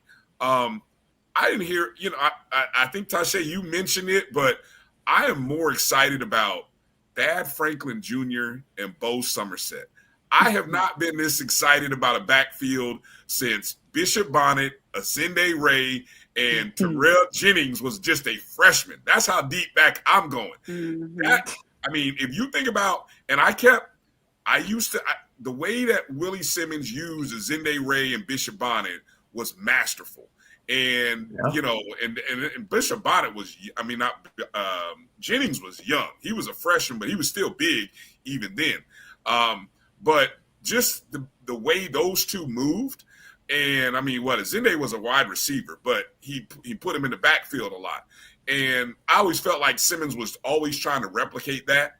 And I just think Franklin and Somerset are going to be nasty. And I would love to be able to sit here and say, this could be the year we actually have maybe a 900 or 1,000-yard rusher in Thad Franklin. I think it's a possibility. I feel like this. Yeah, I don't know. When was the last time? Was Bishop Bonnet was the last time we had a 1,000-yard rusher? Mm-hmm. I was going to say, I think Philip Sylvester. I think that's how far back it was. Yeah. Bishop only got to like 900 or something. I think that's So you got to go back even further. I guess the question with that though, because this isn't just a 2-headed monster though; it's a 3-headed monster. When you talk about the running backfield, we talk about Bo, we talk about that, but don't forget we got a speed back this year. Coach Colzie listens. Like as much trash talk as y'all talk, especially the FAMUans, he does listen. He does hear when some of y'all are talking about my running backs and saying they need to be on the track a little bit more. Well, he went and got a track star. So look for, I would probably cap that. Frankly, if we were doing like a snap count draft type situation, I would cap him at 800 yards at the best. And that's not saying he can't get 1,000, but just saying within this offense, even though considering you are trying to run the ball, you're probably going to have 4, maybe 5 running backs hit the field this year. I would probably say Thad Franklin. I would say 800. I would probably say Bo probably a good 6, and then the other guys kind of come in after. But I don't know if he hits 800, above that 800 mark. But look for somebody you don't recognize. Get a big play maybe early in the season and go running past these Howard Bison. Because I ain't gonna lie, I'm a little bit like LeVar Ball. What your boy said. Them boy look little. They look a little light. Now I will say, because I was watching those little YouTube videos and stuff of them in fall camp, and I was looking at Jamal Haley, who was the other Western Michigan transfer, and I'm like, why did this boy look like Jeff Demps kind of? Just the running style. I was like, he looked kind of like Jeff Demps. He may not be world-class silver medalist type sprinter, but I was like, this boy's moving. So I was like, Keith, we know exactly. Me and Ashley laughing because we know exactly who you're talking about. We love him. I just thought I would. We I ain't wouldn't gonna say mention nothing about it. We'll talk about it when we talk about it. Mentioning names? Is that what we're not doing? We're not mentioning names right here. Is that what we're doing? Oh, we weren't supposed to mention that. Oh no, you're. Oh no, my bad. I don't think that's what they were talking that I did last week, Doc. You good? Right, Keith just put all the tea out there. Coach, tell somebody. All right, yep. So okay. See, I'm gonna have to offline figure out who y'all talking about. Okay, so I don't claim to know everything, and I'll admit what I don't know. And I'm sitting here looking at the roster, and a position that I'm seeing that is unfamiliar, and I know a lot of y'all on Rattler Nation. Y'all looking at the website. You look at the website every day, and if something ain't updated, y'all on somebody's message board and chat group complaining. But my only question is I'm looking at the website. I'm looking at the position called the star position. I have no idea. I'm a novice, so somebody school me, educate me, because you might be educating somebody who's watching. And I'm like, I'm seeing 1, 2, 3, 4, 5, four guys listed in that. Is that a new new formation? Somebody school me, educate me. Anybody? You're very nice, Bryan. Don't play that. I mean, like a fox, man. It's like a nickel position. So think about somebody like honestly, if you want to really be old, your boy Reed that played corner at Florida State, that was from what was that? Valdosta. Think about somebody like Reed. Think about some of those James Colzie, Terry Jefferson, Andrews product. So you think about what you saw at Florida State, that's what you're going to see with some of those positions over there. So it's going to be that guy that, you got another BJ Bowler type cat. Think about what BJ Bowler was. That was a fox, that was a star. And that what the havoc he raised and the hell he raised and how he was over there owning Wildcats and stuff like that. That's what you're going to get out of that position. And Terry Jefferson. Yeah. For the old school guys, it's a rover back. That's what it is. Yeah. Okay. The beautiful thing about never go wrong with Mickey Andrews either. So if you're taking notes from Mickey Andrews, you can't go wrong. Fact. Okay. The beautiful thing about those the star, or I guess nickelbacker, you can hide that guy behind an edge rusher, and you can send him off on a blitz, or you can drop him into coverage, drop him right in that slant lane, and get an interception. But if you bring him off the edge, especially off the blind side, you create a fumble that way. But you got to time it just right. And Bryan, that's a recent update. It wasn't like that earlier in the day or yesterday. The star position, they were listed as DBs. That's why I said what I said. Somebody's been watching. Crazy. And they mentioned names in the chat. Y'all stop putting those names in the chat, Marvin. Crazy. It did change. Oh my god. Ryan Hall, he was listed at 190 pounds and 5'10", but now he's listed at 6. He's a freshman from Germantown, Maryland. So they updated it yesterday. And just to add a little context to what the guys already said and ladies about that star rover. So typically on the teams, particularly defense, you run a defense built to your personnel. So you can find a lot more tweeners or hybrids, DBs, safety, linebackers than you can find interior linemen. So it makes sense if you notice how many DBs we have on this staff. I mean, on this roster, that we would have a star position. That's to get more speed, more athleticism on the back end. Nice. And I would All right, disagree with Steve. JT with Marquise Bell. Marquise Bell is more of a pure safety than he was a true star, even though he's so versatile. He's big enough to where he can bulk up like you saw with the Cowboys. But even then, when he did bulk up to the Cowboys and play linebacker, it didn't go great for him physically. There you go. See, this is why I tell my kids, no question is dumb. There are no dumb questions in Coach Fulford's classroom. Now, I may look at you strange when you ask it, but there's no dumb questions because we here to learn. And, you know, I'm glad to know I wasn't the only one. And I know some of y'all in the chat were like, "Ooh, thank you for asking," because I didn't know either. And, you know, I look at like Marcus, you be on the message, you be looking at the website every day, checking for updates. And all of a sudden. Okay. You look up and see. All right. While we're here, is anybody? I know a few people. Have anyone checked the emails? Has anybody heard from Vaughn? Can we get a proof of life? Make sure Vaughn is okay. I am checking. No, okay. I mean, confirmation. Nothing yet. Vaughn, we love you. We just want to make sure you're safe and that you're okay.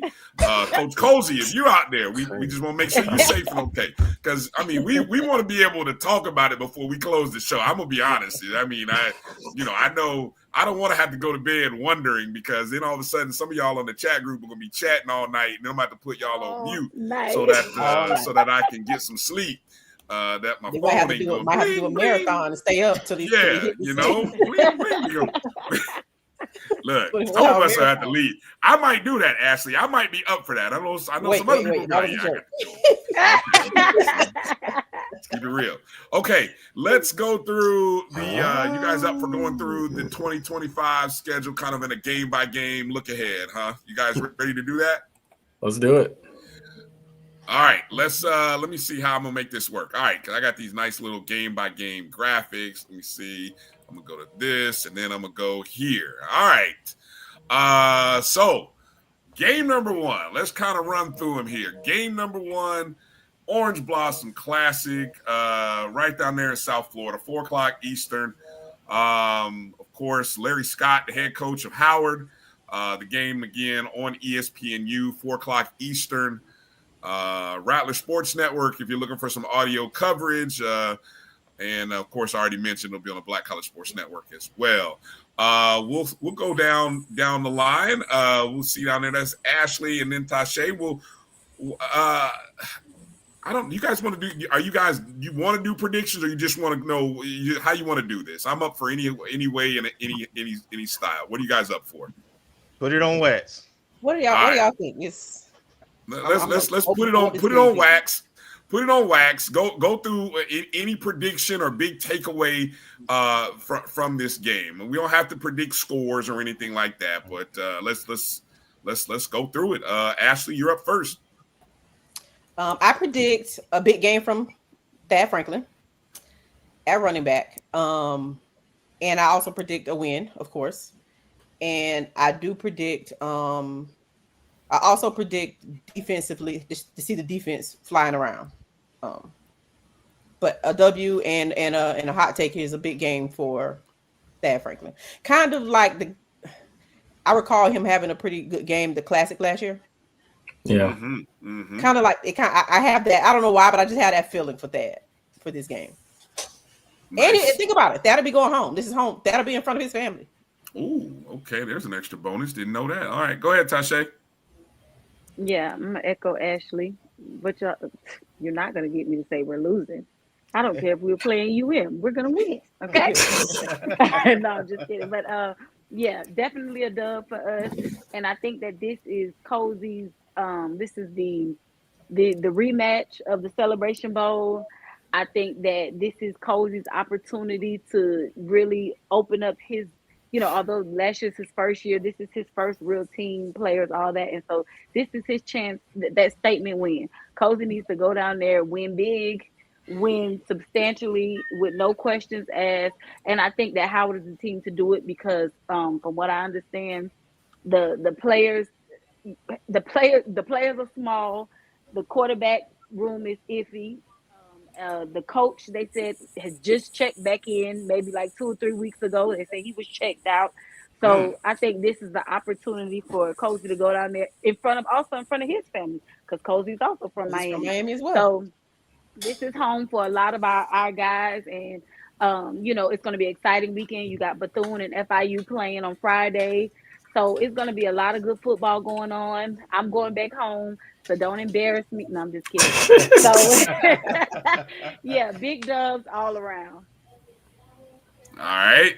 Jay Peeps, what you got?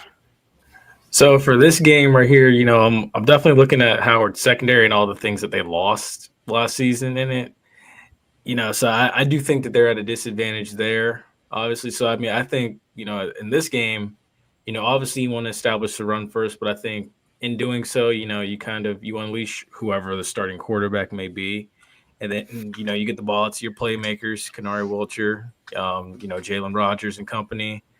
But I do think FAMU comes away with a win here. And then I also do think that the elements are going to play a huge factor in this too, because, one thing I will say is for Howard, and Hollow, I see your comment. Howard's O-line has a decent size. I'll say this. That DC heat is nothing like Dade County heat. It's going to be hot. It is going to be blazing down, even if it's at 4 o'clock. So, yes, hydrate with water, people.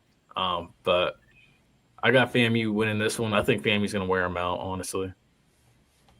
Nice. Keith, what you got? Hold on. What is that, a belt? The belt. The belt is out? Yep. Ooh. BTA already. BTA. Let's go. BTA game, huh? First game, man. Look, I purposely, I'm mad my boy pulled it up. Penalty Talk, congratulations on the award. Because I surely pulled up the seating chart, and Howard's in the sun. I don't know if y'all saw that uniform they just unveiled. It really looks nice, really nice Jordan brand threads, but they're a little dark. And you playing in the sun, and your players, even though they look a little bit light, Florida heat is different. Like, I see what you did there. And these boys been practicing in Tallahassee. Like, Miami heat is different, but Tallahassee heat, that's a special kind of hazing. Like, there is no sea breeze. There's a whole forest blocking the sea breeze from Tallahassee. So them boys been practicing that hot all day, and we got better. I'm sorry, I hate to say it. Belt to behind, first game. I had FAMU winning by 14, but look, the way this jet looked like it's about to land, I think FAMU might win this by 25 or 30. I'm just saying. Howard, second half, man, them boys gonna wish they just gone on, be done, send us home. It's over. Go ahead, Troy. So it is going to be a coming out party. I don't think it will be just at Franklin. I think a new era will begin. And I don't think, I know people say Howard has a decent size on the offensive line. You do realize that Howard don't like the the head coach. Howard just got an offensive. Is that the word? Howard just got an offensive coordinator. Ooh. So I'm going to go ahead and say it. Like, FAMU by 3 scores in the second half is probably going to be 3 yards in a cloud of dust to close the game out. So it'd be nice to score some points in the second half down there. Yeah. Ooh, really nice. It would be really nice. Just saying. I will second that. Yes, the Eagle will land at the Orange Blossom Classic. I will second that. Lord have mercy. Mr. Campbell, what you got? Well, this is simple. When you're picked 5th out of 6 teams in your conference and you're behind a new coach, I think this is one of those ones. And I told a lot of people this. If you look at all the HBCU games, I've never seen so many first games so important for so many teams. Yeah. Just for FAMU. The game, Southern and Central, that's very important. Prairie View and Texas Southern, that's very important. You see a lot of these games that are really going to determine what your season is going to be like. So for me, I think FAMU has got to start off strong. I think we don't want to see, and I'm just telling you this, 28 points has to be the marker. Yep. Because if they don't score 28 points, I think it's going to be a lot of nervous people saying, here we go again, because we see the talent. You know, we talk about we got 4-2 guys. You guys talking about we got 4 running backs deep in the offensive line, and it all comes down to scoring points. Yep. And it has to start with that, because I think it's a mindset. I think if we come down there and we score some points, we get that monkey off our back. Like I said, you got to say 21 points is really what we were averaging. That's what it is. Yeah. If we scored 28 points, again, our season is totally different. So for me, Howard is really not what I'm worried about. I'm more worried about execution and making sure the offense gels, because as you guys know, as we go down this home schedule, we're playing all the heavyweights outside the conference and inside the conference. Yep. Facts. Mm-hmm. Facts. Go ahead, Marcus. Well, I think we're going to win the game. I know it's going to be I think Howard. Pause and hesitation. I think they're gonna. No. I think we're gonna win the game, but I think Howard's gonna try to bulk up the defense and try to challenge our new quarterback, whoever they happens to be. So I would expect a little tough going in the beginning in terms of some running yards, and then eventually the heat and the talent's gonna wear them out. So I think we'll pull away in the end. I mean, we'll make some separation in the end. It'll probably be close first half, and then pull away in the second half. All right, Kelvin. Double-digit wins, and like I believe it was Troy said, I think there's going to be someone that we aren't looking at on the offensive end that's going to have one of those big-time games, because going into it, all you can do is project for a Howard team, and so they're going to look at that offensive line and the preseason accolades and the running backs, and you're right, they're going to try to gear up for the run. And I assure you, we're extremely capable out wide. Mm-hmm. I had a good friend, a Rattler, tell me 2 months ago we were gonna beat Howard 70-0, and I chuckled. But after listening to y'all, I'm like, he might be on to something. I'm like, I would love to see us be able to score in the second half. In the Orange Blossom Classic, which I don't think we have done yet. And I would love for us to score over 35 points. So, I'll take either or both. That's all I'll say. And that's it. So we all say we are 1-0. All right, game number 2. We return to South Florida the following week. An interesting matchup against FAU, the Owls, who – they've got a new coach. This is a team who went 3-9 last year. They got a new coach. Zach Kitley is a coach who was the OC over at Texas Tech for the last 3 seasons. And if you know anything about Texas Tech's offense, it was points, and yards. And then he went out and got a transfer quarterback that came from an offense. So this will be this is not the 3-9 team that they were last year. So what's your take on this one? We'll start from the top on down. Kelvin, go. Yes, they are. They still 3-9. It take time to get the players and your coaches on the same page, to learn each other, to build the depth and so forth. I do believe this is more like the Troy game from last year. We'll be competitive. When you're trying to pull the upset, though, you got to play perfect, right? You can't turn the ball over. You got to score when you're in the red zone. And I'm afraid of that right now. So I'm not going to be a homer. I'm going to say a L till I see different. But this is a game that we should compete in and have an opportunity. Mm-hmm. Well said. Go ahead, Marcus. I agree.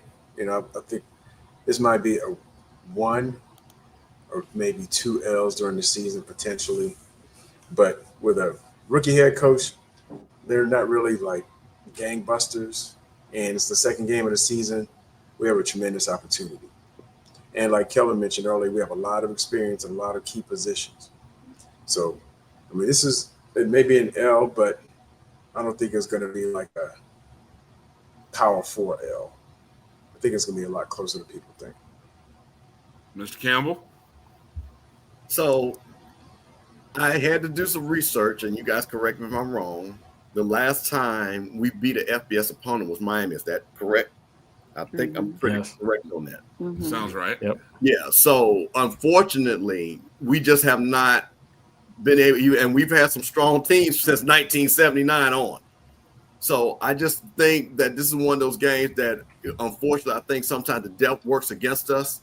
You talk about 85 scholarships, you're talking about that. So I think it'll be close. I think it'll be close. I don't think it'll be a blowout. I think it'll be one of those games that, we'll look like we'll have an opportunity, but I think they'll pull out a close one. And that, to me, that's no judgment on our season. I just think that we have just not done well, and I don't think this team is ready at quarterback because I'm pretty sure they're still going to be favored to pull the upset. If we had a seasoned quarterback, yeah. If we had a Musa or somebody like that, or Sunshine, you know what I mean, or even Richardson, I could see it, but I just don't know what we got at quarterback. So that's the thing. All right, Troy, what do you got? I want to be optimistic. However, in order for us to win this game, it's going to have to be a shootout. I don't think we're there yet. I don't have a whole lot of faith in FAU right now, but the best we can do is probably try and keep it close. Would be the best, and then death may end up wearing us down in the fourth quarter. So if we keep it close and get out healthy, I'm happy. We take an L in this, but just close and get out healthy. Okay, Keith. I think it's an L. I think it's a good sandwich game though. Like if you just look at where their football schedule, where it lies. The previous week they played the University of Maryland. I believe that game is in College Park, Maryland. But then right after they play our old friend Willie Simmons and their biggest rivalry. So it's a good game to kind of get lost in between and maybe see if you can sneak up on somebody. But either way, I still feel like it's not going to be quite enough for us to pull out the W. But not saying it can't happen. All right. Jay, what you got? For this one, I'm like everybody else. I don't think this is going to be a win, unfortunately. But in this type of game like this, I'm looking to see, when they go back and turn on the film Sunday, like learning about the depth and the quality pieces they have behind, the ones and the twos and maybe even the threes. So, like who can we depend on long term down the stretch towards, when it gets into like late October, early November, if and hopefully when you're playing for a SWAC championship, like who can you depend on, like your depth pieces? So, that's what I'm looking for in this one. And also to get out healthy, like Troy was saying. So, yeah, unfortunately, I got to go with an L here. Okay. Tasha? I predict that we collect our check next. Ashley? My sentiments are pretty much the same or similar as everyone else, especially my counterpart just ahead of me. Show me the money. So it's also, I will say this though, I did look at, if rosters are updated, I did look at their I was kind of on a spree today looking at defensive line sizes of different teams.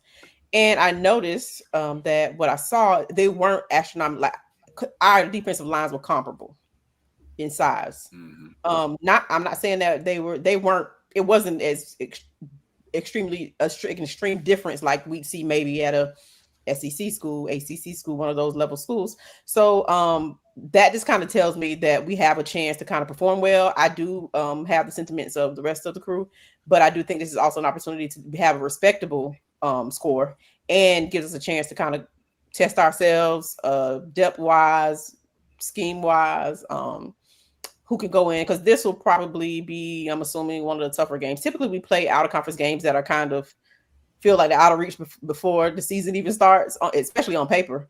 But this one is one where it's anything's possible, and we can, if anything, keep it close. Mm-hmm. The only prediction I've seen Larry Sargent kind of be the only one said predicting a 38-24 FAMU win with a pick six by the defense. So I think he's behind. I think he's talking about the OBC. Okay. Maybe he was delayed a lot. Oh, okay. Maybe so. All right. Well, you never know. Yeah, exactly. I'm giving him credit for predicting FAU, so we'll find out. All right. The first home game of the season, a Rattler legend comes home, bringing the Golden Rams in the building as Quinn Gray Sr. Returns to FAMU, leading the Albany State Golden Rams predicted to finish first in the SIAC this year. So Quinn might have himself a team this year.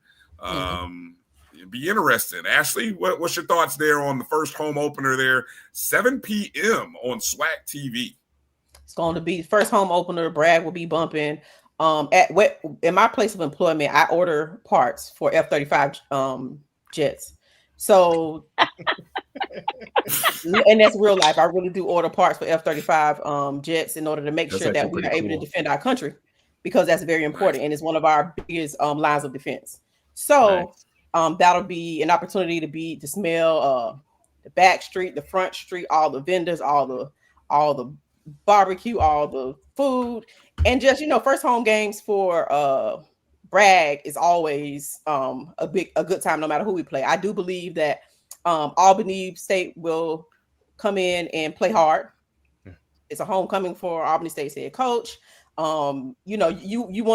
always want to have an opportunity to beat a team that's a level above and come and play for you. So I do think they'll play hard. Of course, it's a dub. Like I said all that to say, it's a dub. I also said all that to say that I actually ordered some parts for F-35 jet today. Ashley, Tasha, go. Y'all are beautiful. I love y'all, man. Love Quinn Gray. Love it. He's coming home. All the great things, but I'm gonna just keep it a stack. This is a D2 team, and if we don't beat them by a double-digit score, it's a loss to me. Yeah. Period. It's a D2 team. So that's what I got. Okay. Well, I will say first, this game is particularly special for me because my mom went to FAMU. My dad played ball at Albany State. He wishes he could have transferred to FAMU. He wishes there was a transfer portal back then. But outside of that, I'm thinking that this is going to be a FAMU win. I like Quinn Gray. I watched him growing up, but I think FAMU's going to be too much in this one. So I think FAMU's going to win. Keith, what you got? More belt. But not just because they're a Division II team, but this is their third game of the season. First game is at Shaw University in Raleigh. Second game at Kentucky State. Third game in Tallahassee. So your shortest game before you get your first home game is literally a good hour from home. So I think all that wear and tear, and you're playing a superior team, I think is going to wear on them. I think they keep it close first half like they normally do, but by halftime, unless Colzie just calls the dogs off, it gets a little bit out of hand. Okay. Troy? Ooh. I'll go ahead and acknowledge the FAMU great. But for this instance, we don't know dude. We don't know. I don't know who he is. It should be belt to behind from the horn to the horn. Mm-hmm. I don't want to predict touchdowns, but I should see 50 on the board. Oh, wow. We don't know, dude. We don't owe him nothing at all. All right, Mr. Campbell. I'm going to call this the 220 quarterback club game because on that Wednesday before this game, Coach is going to get more coaching advice about what that needs to happen in this game, and that's what. And honestly, this is one of the things. And I believe Coach Colzie is up to the challenge. But this is one of those games that's a marker game. That I think that you got to win this game. You got to win the site. Because let's be honest, and like I said, I'm just going to say it like this. Quinn Gray won't be the coach of FAMU. Okay? So don't you think he's not going to come up there and think about that? So Coach Colzie has to take this serious because this is a guy that's a FAMU guy that wants his job. So I like that. I like that. You know what? This is just a D2 school. We should just run over. No, they're going to come in and play hard. That coach is going to give them that speech. That coach is going to tell their wife, if I can beat this guy, I can be the coach next year. So you know what? I want that because we need to understand we can't take any home game for granted, as you can see against Valley. So I really think that we'll come out, we'll play hard because I think those folks 220 going to remind them of that. And I think we're going to play hard and really come out with a big victory. And I think that's going to propel us as we go forward in the season. Nice. Marcus? Yeah, this should be a whooping. The kinks should be worked out. I mean, this will be the third game, so any hiccups, any bumps in the road should have been taken care of by now, and that's going to be the expectation. come out, especially coming off of last year 7-5, which is not the standard. And if we look sluggish against Albany, QG notwithstanding, the natives will be restless. So coaches got to come out and show and prove. Kelvin, this is our first home game. I believe the brag thing is a real thing, and I think the players still believe that. And so, double-digit win. They'll put up a fight maybe for a quarter, maybe a half. But, Spirit team will put it away. And tell the truth, this is what you all are waiting on, isn't it? Honestly, this is what you are all waiting on for the home opener. So let's not fake the funk here. It's great that Quinn's coming back, but this is what we're all waiting for. So I will take any bets if y'all think she's going to walk out there in that field to get that charge. Anybody want to make that bet, let me know. I don't see it happening. That ain't happening. You don't think it happening? I don't see it happening. No, I'll take that bet. It's one conference, and I'm good. That's all I need. I will take that bet. Let's talk. There's no way in heck that she doesn't go out there to give that Rattler charge for the first home game. She has to go out and do that. I think she's gonna do it. I think she does it too. It's all fun and games. It's all fun and games until a thing of nachos goes flying and hits her in her weave. Oh, God. All right. I'm just saying. That's what I'm saying. That's why I'm like, I'm not gonna do it, but there's always that one person that's probably daring. Lord have mercy. I'm gonna say this. I believe St. Pete is going to convince her to go do that charge. I wholeheartedly believe he is going to be on the phone the week of convincing her to do that charge. Well, let me say something real quick on that then. Colzie, you better score 60. Because that charge is going to be so subpar. And you got and Kelvin talked about this. So okay. So again, I noticed this is Stephen Kelvin speaking. This is not on the O&G StrikeZone because I know they love folks know that. I'm not part of nothing. So I'm going to say this. The spirit, if that happens, what is going to be the spirit and the temperature in the stadium, right? You're going to have people, and all this. The energy is going to be off. So again, she's the president. She has every right to do that. So my point is to get the spirit back up. If I'm Coach Colzie and I'm feeling that, I'm telling those guys, hey, we got to do it for the fans.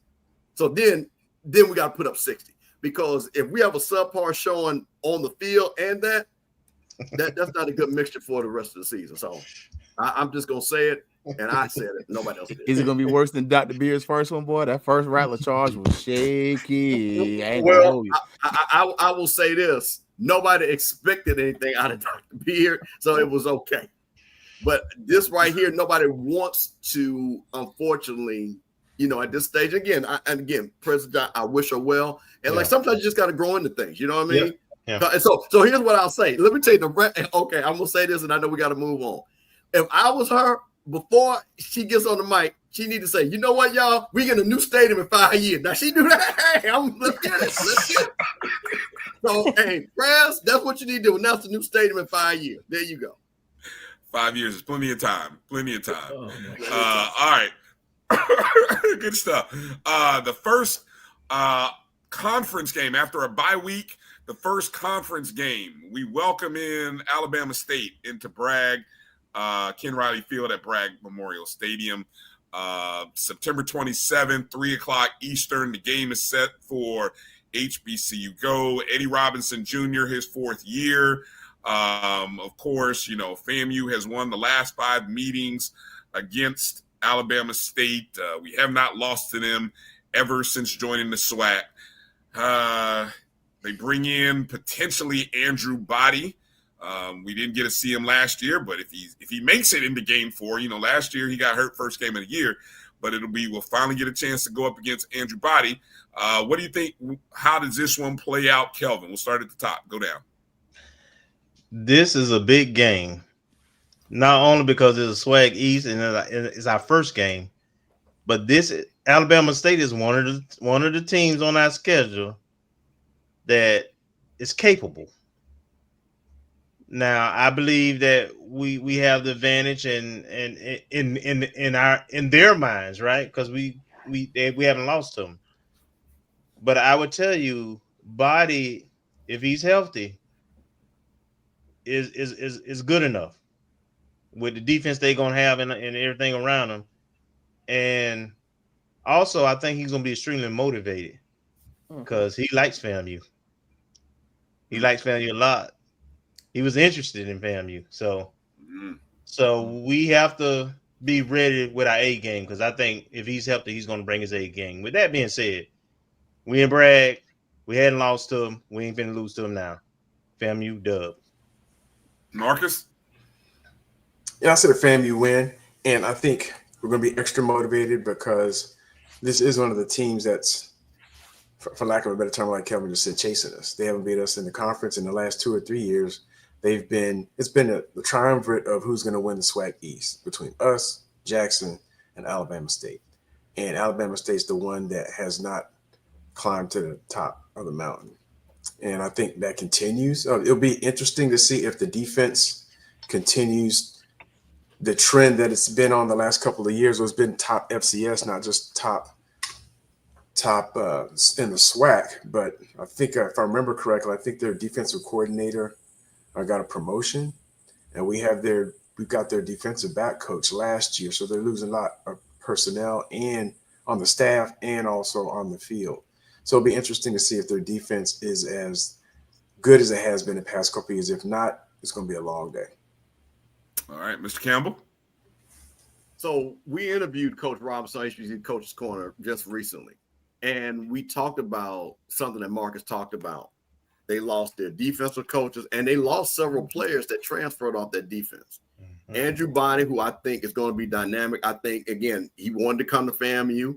I think he wants to play well against FAMU, but I don't think this defense is going to be to the level like it's. I think it's going to be good, but I don't think it's going to be great. I think when you lose that much brain power, I think that has, as we saw on our side, that's a lot.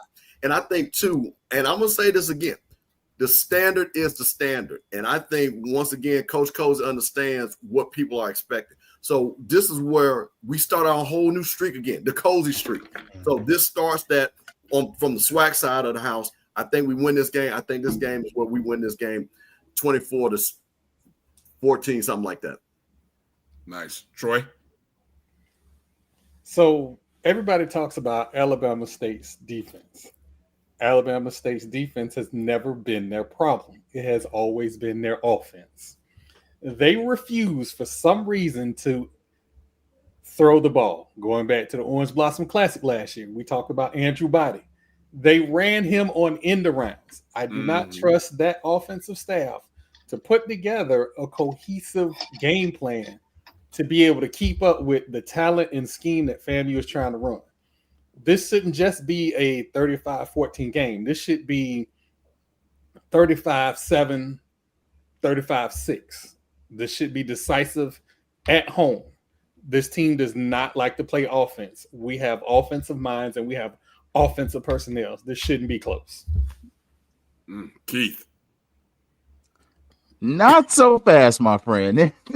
I think it's going to be closer than the experts think, largely because this is your closest rival next to Cookman. Like, they bring a crowd. Like, let's not forget, when they come down from Montgomery, it's going to be a nice crowd. And unlike previous years where they were separated from the crowd, this is going to be the first game where the new configurations of Bragg and the SWAC rules really have an impact on the game.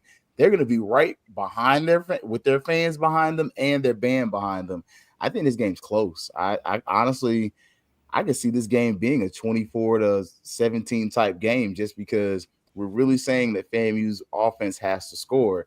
And the first thing we're saying is what's FAMU's offense going to look like, especially against an Andrew Bonney. And I agree with you. I don't think they use Andrew Bonney correctly, but we also know that Andrew Bonney is a talent. If he's healthy enough to make it to this point in the season, this game's probably going to be a little closer than what you think. And with this kind of emotions, with these two fan bases, and let's be honest, their fans were loud in Bragg last time. I mean, they were loud and wrong, but they were still loud.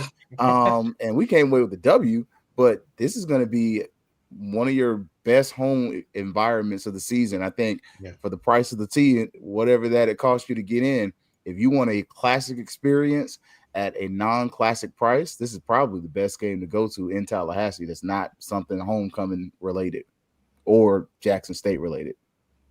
Nice. Good take. J Peeps. So for this game, I look at it, the last couple of years, I do expect it to be like a competitive first half.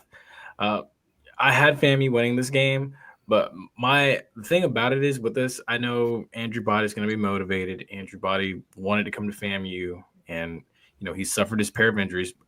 But that's the thing, though. I said it in a previous video. You can't make the club in the tub, and you talk about being healthy. Andrew Body hasn't been available enough for me, and by game 4, I mean, who knows? Who knows? I never wish injuries upon anybody, but I'm just saying, we don't even know if he's going to make it to this. So I'm going with FAMU in a win. I hate to put the kid down like that. I hope he does stay healthy. I would like to see our defense tested against him, but I just don't see how we lose. I don't see how we lose this one. Tasha. Yeah, I'm not on the Bama State hype train. I don't believe in their offense. I don't believe in their defense. Like Troy said, offense has always been their issue, but this is the first year where I feel like there's a question mark over their defense. They lost their defensive coordinator. They lost Bubba Adams. They lost, what's the other kid? I can't think his name. But they lost a lot of their key defensive pieces. Eddie Robinson, last year was his year to get it done. He was predicted to get it done last year. He did not get it done last year. I understand that Andrew Body went down, but you've had this issue every year. The quarterback from Auburn the year before last, and it's always something. I don't believe in Alabama State. It's kind of like how everybody, we believe in, Valley. Valley gonna do this and do that, and every year that Valley kind of let them down. It's the same thing with Bama State. I'm just not on the hype train. So I got FAMU. I think that they do play us hard. So I don't think it'll be like some major blowout. I think it'll be kind of like what Mr. Campbell said, something close to maybe about 24-14, maybe 24-10. We pull away, 2 touchdowns in the second half. But I'm not on the Bama State hype train. Just remember, Bama State beat Jackson State 2 years ago up there, and the game was 18-13 last year in Montgomery. So, and that's with their 5th or 6th string quarterback. So. I'm just saying. I'm not on the hype train at all. I don't see it. I'm gonna tell you this. I feel like we'll talk about that when we get to that. But I'm not on the train. Ashley, what train are you on? I'm on the She on the train with me. She on the train with me. That's period. We bought a ticket together. But here's the thing. I hear a lot of like, Bama State's defense, Bama State. But I feel like, although this will be our second game in Bragg, like if you listen to the chatter and it's preseason chatter, true enough. So everybody's a winner in preseason. Everybody has all the things. But most people think it's sweet in Bragg at this point because of the Valley loss specifically. If we're being honest, we restarted the win streak at the end of last season, play Alabama A&M. So to be honest, as of now, we have a new streak. It might be like 2 game or 1 game, 1 or 2 game, but we do have a streak that we're basically keeping going coming into this season. So I think this is an opportunity for us. I do believe Alabama State will play us hard, but I also believe that this is an opportunity for Coach Colzie and the team who is motivated. The coaches who were on the staff last year who are back, OC as well, that they're motivated to show that we protect Bragg. That Bragg is still a place where it's hard to win, to win on the come in and win, should I say, and that we're gonna still be rowdy. The 100 gonna still be the 100. The club's still gonna be bumping, and all the things. And our student section is just that. So for me, it's a dub for the Rattlers. I don't think that it'll just be a blowout per se, but I am in agreement with it being close, but not too close. Not like sweating that to the clock run down close, but they'll play us hard. I do believe that all the sentiments said before, but I think this is an opportunity for the Rattlers to do more of the talking than to stop the Alabama State from doing the talking. So it's our opportunity to say, hey, it ain't sweet over here. We had a little hiccup last year that was uncharacteristic of us, but guess what? You come in to Bragg and you got to come talk to us. You got to get past that gate before you think you're gonna get up in here. I like that. That sounds like a shirt. It ain't sweet over here. Boy, that sounds like a shirt, a Fang Exchange shirt right there, Ashley. You can go ahead and get that printed up. Go ahead. I look. Hey, you know, work it. Make that money. All right. By the end of the first third of the season, I think everybody has FAMU at 3-1, and then we move into October. And guess what, ladies and gentlemen? Breaking news. If you didn't hear the news, it's happening. It's official. The Georgia Football Classic is happening in Atlanta at Mercedes-Benz Stadium on October 4th, 4:00 p.m. The game will be on SWAC TV in the Mercedes-Benz Stadium. Let me say that one more time for the people who didn't hear it and didn't believe it and didn't think it was going to happen. The official release came out today. The website, GeorgiaFootballClassic.com. Go look at it for yourself. It's there. More information is coming out. Tickets will go on sale right after Labor Day, I believe. Is that correct, Kelvin? According to the press release? Yes. All right. So, Valley, the big payback. I hate to say it. We're playing Valley is the big payback. I hate to say that, but you know, but it is what it is, right? It is what it is. Ashley, we're starting with you. Your thoughts? Okay. This is Atlanta, which is FAMU Junior, Tallahassee Junior. So, first of all, the dub is going to happen, and not only does it have to happen, it has to happen convincingly. I don't like to go on record all the time and just say, you know, it's going to be by a lot, but we're going by a lot. And by a lot, I mean between 35 and 40 points by a lot. Because again, this is another opportunity to prove, just like I mentioned in the Alabama State game, is that we have to get back and we have to restore order in who we are. And we know who we are, but it's a lot of people that are disrespecting who we have always been since being in the SWAC, for sure. That's one thing for sure. So we got to, you know, in order to counteract disrespect, you got to kind of make people respect you. So the best way to do that is to get in there, and while we should beat them anyway, we just need to go ahead and you know, it's kind of hard, you know, to kick you even harder than we know we can kick you, but we just got to prove it's really about proving a point. And we're in Atlanta, we're in the Mercedes-Benz. Last time we were in the Benz, we won. It was a dub there. It might as well be another dub. But I just feel like the disrespect is very loud. So the beatdown got to be louder. And like JT said, it's Founders Day weekend. I mean, you know, the Founders Day is October 3rd, and look, October 4th, we're playing the game. It's too many things that just kind of roll off the tongue for the Rattlers in the Rattlers' favor. So again, FAMU by a lot, and we're gonna continue this train rolling. Tashay, be coming to the A. Yeah, it's the Founders Day Classic. I don't know who said Georgia Football Classic, but it's the Founders Day Classic. Okay. And you know, Valley plays us tough. Valley plays a lot of people tough. You know, they got a new coach. The Florida State guys are meeting up, Colzie, and you know, and all of the great things, all the pageantry. But if we don't win by at least, you know, 2 to 3 touchdowns because of, you know, what happened last year, to me, it's a disappointment. So I believe Colzie has to, this one that he should have, he need to get this one back in blood. Just my opinion. So it needs to be a dub and it needs to be big. Nice. J Peeps. Yeah, for this one, you know, I guess I have to like put my foot in my mouth and retract my statement I said last year where, like, you know, I came out and said, like, this is basically going to be a preseason game, you know, going into the Classic, and I ended up being like heavily wrong. But, you know, I think that the boys, I think Colzie comes out super pissed off. They want to make a statement here. They want to show that, you know, the year before, you know, like they want to just make a statement here. And I do think FAMU wins big here. I think, you know, Terrell Buckley, first-year head coach, you know, I still think he's a ways away with what he wants to do there at Valley. But I think Colzie has to make a statement here. And I do think that he'll put up 40 a year. I think they win. Nice. Keith, don't go on probation now, Keith. What you got? I'm gonna meet them boys in the cut. But it's gonna be more some beat applied to the A in this game.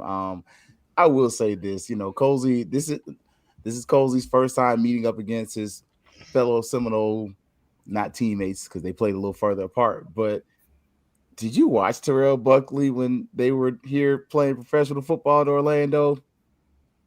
And that was hot garbage. I'm sorry. Like, I ain't gonna cut you no way but straight. That team was sorry, man. I thought I was the only one that actually watched that, but okay. Man, that was trash juice, man. And not trying to disparage the team, but you have a team that has no postseason hopes, and you're literally just barnstorming this team in Atlanta to get some revenge. Oh yeah, I got FAMU by 40.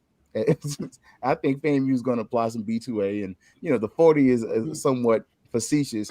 I think FAMU wins by 2 or 3 touchdowns, but I don't think the game's close. And the halftime show is even worse. I think the Marching 100 going to drag them across the floor, make them put the instruments down, and they can dance and they can walk back in Mississippi when the 100's done. Lord have mercy, Troy. It is. I've made it very known that my favorite Florida State player is Terrell Buckley. Okay. I spoke to this man at Media Day, and all I could hear was Mickey Andrews. But again, I don't know that dude. It's FAMU by a lot. Like, I get everything that he told me. I believe everything that he said. But it's going to take him time to build up that squad, and they not close. It's FAMU by a lot. All right, Steve. This is another one of them 220 quarterback club games. Now, Coach, blood, sweat, and tears. Coach, do you know what that means? He better make sure he understands what that means, because he's going to need all that, because that's what folks are going to be looking at. Blood, sweat, and tears on that field. And the thing about it, we're going to have Coach T-Buck on Monday at HBCU Coaches Corner, and I'm going to talk about why they moved this game. But one of the things, you'll probably have about 22 to 23, 25,000 people in there. 22,000 are going to be FAMU folks, because they might not be able to get the Tallahassee for homecoming because of rooms and things like that. This is what I like about this schedule is this schedule makes this team stay focused.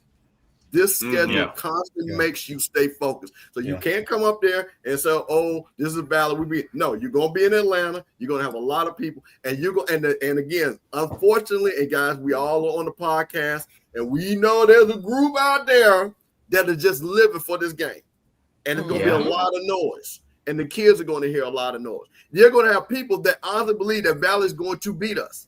So my thing is, with that being said, that level of focus is exactly what this team needs. I think this is, again, we're going to know, because this team should put 30 to 35 points on Valley, point blank, period. So that is the standard, because like I say, this is the get back. So my thing is, when you lose a game like that, hell, Alabama lost to Vanderbilt. Guess what? When they play Vanderbilt again, I'm telling you, we know what Alabama going to do. FAMU is on the same status of Alabama. We are a blue blood. We don't let lessers beat us. And when they do, we BTA. So BTA, send them back. T-Buck's my guy. See you Monday. Same weekend and everything, too. Marcus. Marcus, you on mute? Yeah, I'm on mute. This should be a whooping. Location notwithstanding, they've always played us tough since we got a SWAC, or at least when we played at their place. And I know it's a long travel. But being where the game is, we don't have as long a travel. We're going to a familiar place. And we have still the sting of last year's loss. This needs to be a statement game. Just like Albany State, there'll be no excuses if we don't win by at least 2 to 3 scores. All right. Kelvin? I'm right what Steve Kelvin said. These guys they've heard about this game since they lost last year, all during the offseason. Now coming up, and then the week of, all they're gonna hear about, they broke the streak. Y'all lost the streak. This got to be it's got to be a statement game, and I agree. It's got to be 30 to 40 points at least put on the board. All right, well said, well said. Coming out of Atlanta, we return home, and this is one of the few games where FAMU will probably be an underdog unless something crazy happens to the North Carolina Central, or maybe either be an underdog or a very close game in which the computers already in the preseason are predicting a North Carolina Central to be better than us by a few points. You've seen people's preseason rankings where, they've even got Central rated above us. But, the MEAC favorites are coming to town October 11th, 3 o'clock game on HBCU Go. Trey Oliver and his quarterback, Walker Harris, comes to town. Kelvin, what say you and how you see this game against the big bad Eagles? See, they disrespecting the MEAC champions. We the MEAC champions. Don't forget that. We've been whooping the MEAC the last 5-6 years since we left the MEAC, right? And we beat the champion last year in Bragg, and we're gonna do it again. We get the dub. Nice, Marcus. I say the same. It's gonna be a tough game, and we got the revenge factor. And you got Coach Trey Oliver, and he's a little salty that 2 of his coaches came down to us, and now we have 2 of his coaches on our staff looking to prove that they were worth the move of coming down here. So it's going to be a very interesting game. And with Coach Colzie seemingly adopting a new offensive style, or at least implementing one that's more run heavy, I think this is going to be a close game. I think it's going to be a win. It's going to be like 24-21. Steve? So we're going to have Coach Trey Oliver on tomorrow night at 10. He said he has to come on and talk to us. So here's the thing. This right here is going to determine FAMU's football season, this game. And this starts right here. And I'm just telling you what it is. Because let's see, we got to be honest. They're bringing an experienced quarterback, experienced offensive line, an experienced coach. And let me tell you something about Trey Oliver and that bunch. They are a big mouth bunch, and start with Josh Sims. Yep. And what they are big game hunting. Because I'm telling you what they're saying. We beat Jackson State. We're going to beat Southern. And we're going to beat FAMU. And they believe that. So when you come in there, so this is where, again, FAMU, the standard has to be the standard. So what we're looking for is, again, I think it's going to be a close game. But I think this is, I'm going to say it like this. If we don't win this game, then we're going to have a rough season. But I believe that if we get the quarterback position right, I think just like Kelvin said, you got to remember, the MEAC champion came down there last year and thought they were going to win that game. And we won it. I think that will be the same thing. And I think because the crowd, I think we understand what's on point. And I think the coaching, because, again, we gave a lot of these type of games away because of coach. I think the coach will be elevated, and I think it'll be close. This is one of those games that I'm going to definitely be there. But I've got to say I'm going to go FAMU 24-21. Ooh, okay. Troy? This is an eyebrow game for me. I bet Josh an eyebrow. I'm sick of them light-skinned dudes talking like they talking. This is an eyebrow game. I love this that. Is the eyebrow game. No. This is the game they wanted. They wanted FAMU in a national championship game. But their coach was running his fat mouth and got beat by Howard. Oh, my gosh. Talk about Walker Harris. Walker Harris is not allowed to throw the football. Why are we talking about him like he Joe Montana? He is not. They had a whole Orange Blossom Classic where they didn't let him throw the ball. Alabama State was still in the game and couldn't throw the ball. I don't believe their offense. FAMU has the quarterback position figured out. It will be a balanced attack. FAMU 31, North Carolina Central 20. All right. Keith. One thing, Brian, do me a favor. Make sure you put this behind the paywall until after my interview, okay? Because listen, he's clipping that right there. I know. Oh my God. Go ahead, Keith. Follow that. So as y'all, if y'all did or did not see the season preview, I actually picked FAMU to lose this game just because I didn't know what we had at quarterback yet. At the time, didn't know who it was going to be. You know, we just had the guy that came in, transferred, left, figured out, don't know. He found Jesus, don't know. He went back. But right now, you know, we're waiting on the jet to see how it lands. But I'm with, you know, Uncle Steve with this one. Like, this is a game where you really got to figure out who the hell are you, you know? So offensively, though, North Carolina Central is one of the highest scoring offenses in the MEAC. And so that's where my question came in. So I have NCCU winning this game right now, but if our offense proves to be proficient and prolific, I think we can win this game. All right. J. Peeps? Yeah, so for this one, you know, I look at it and, you know, like it's two old MEAC foes. I think it's going to be a knockdown, drag out type of fight. It's going to be, you know, get each other in a phone booth, may the best man win. But, you know, honestly, I do think, and quite honestly, I'm kind of like Keith. If this game had been in Central, I would have felt a little different about it. NC Central is a good team. We might be looking possibly at a Celebration Bowl preview, but I am going to give the edge to FAMU because of, home field advantage, and then of course, that they're coming down here for the first time in a long time. So yeah, I'm giving the edge to FAMU. And honestly, I wouldn't say it's a lock that they may win this weekend. So hubble. Yeah. I got Southern winning that game. Yeah, me too. Tasha, I will take. Okay, well, I tell you what, go ahead, y'all see me after this. I will take all y'all money on that because he gonna run Southern out the ground. I'm about to say I don't trust Southern. I don't trust Southern. Okay. I trust Southern like Dooley was still there. Yeah, no, that he's gonna be Southern like a drum. I'm sorry, don't want to get off track, but no, that's not happening. Okay, Tasha. This is another one. I mean, Walker Harris, he's cool, but I'm not high on him either. I don't think he's amazing. This is also the same team that came in, and Chinnisberry came in first year with his, D2 players as he was running his mouth about, and came and beat them. So I do think, however, though, that we need to play darn near perfect, football, just because they're returning so much. We have experienced players, but not all of them have played together. NCCU is returning a lot of players that have already been, they played together. I think that we can get the dub because we'll be in Bragg, and because I do not necessarily. Trey Oliver's a great coach, but he does have, for whatever reason it is, like that big game anxiety. I don't know. He always drops one that he's not supposed to drop. So I think with all the hype of people saying that they're going to beat us or whatever, this is likely his one that, he could drop. So I think that if we play nearly perfect on both sides of the ball, depending on who our quarterback is, if the jet lands or not, I think that we could pull the dub. But I think that we need to play nearly perfect, essentially. Okay, Ashley?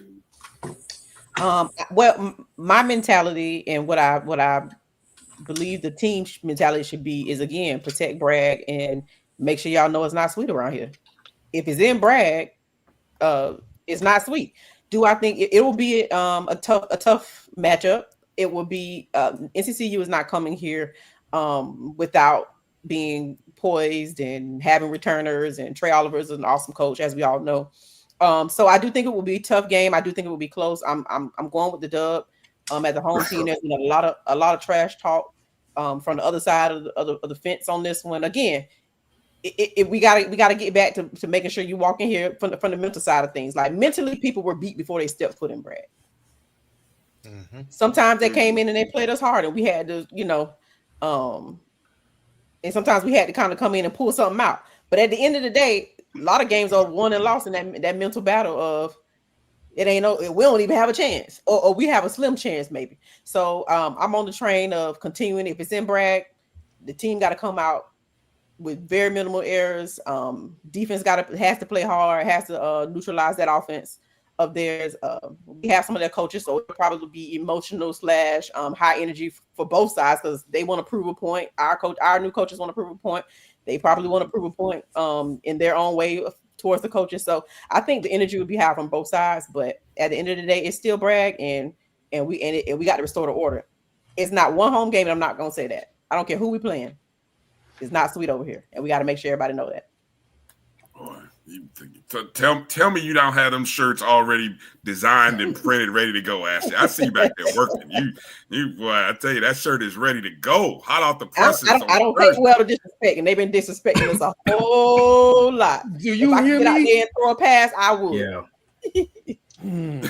Yeah, I guarantee you, Trey Oliver would say something before that game that's going fire us up, piss us off. I ain't just even talking about our players. That stadium probably gonna be so raucous for that game. Yeah. When it might be could those of you who know one of them old message board MEAC fans, Southern FAMU games, something so hyped that the crowd is lathered up and ready to go, and it's an afternoon game too. But woo. Oh yeah, it is. It's right. And they will, and this from what they're talking, they're coming to brag. They're ready. They talking trash. They ain't coming to no brag. They not coming to no brag. As long as they leave that black band at home, we all right. They're writing the checks already. So I'm just saying, hey, you don't walk up in our house talking like that. I'm collecting my eyebrow in the parking lot. You're gonna be sitting there with some clippers ready to go. Woo, Lord have mercy. I said, as long as they leave that band at home, we all right. Amen. The challenging part, we come out of that home game, turn around, and then have to play the homecoming game against Alcorn State.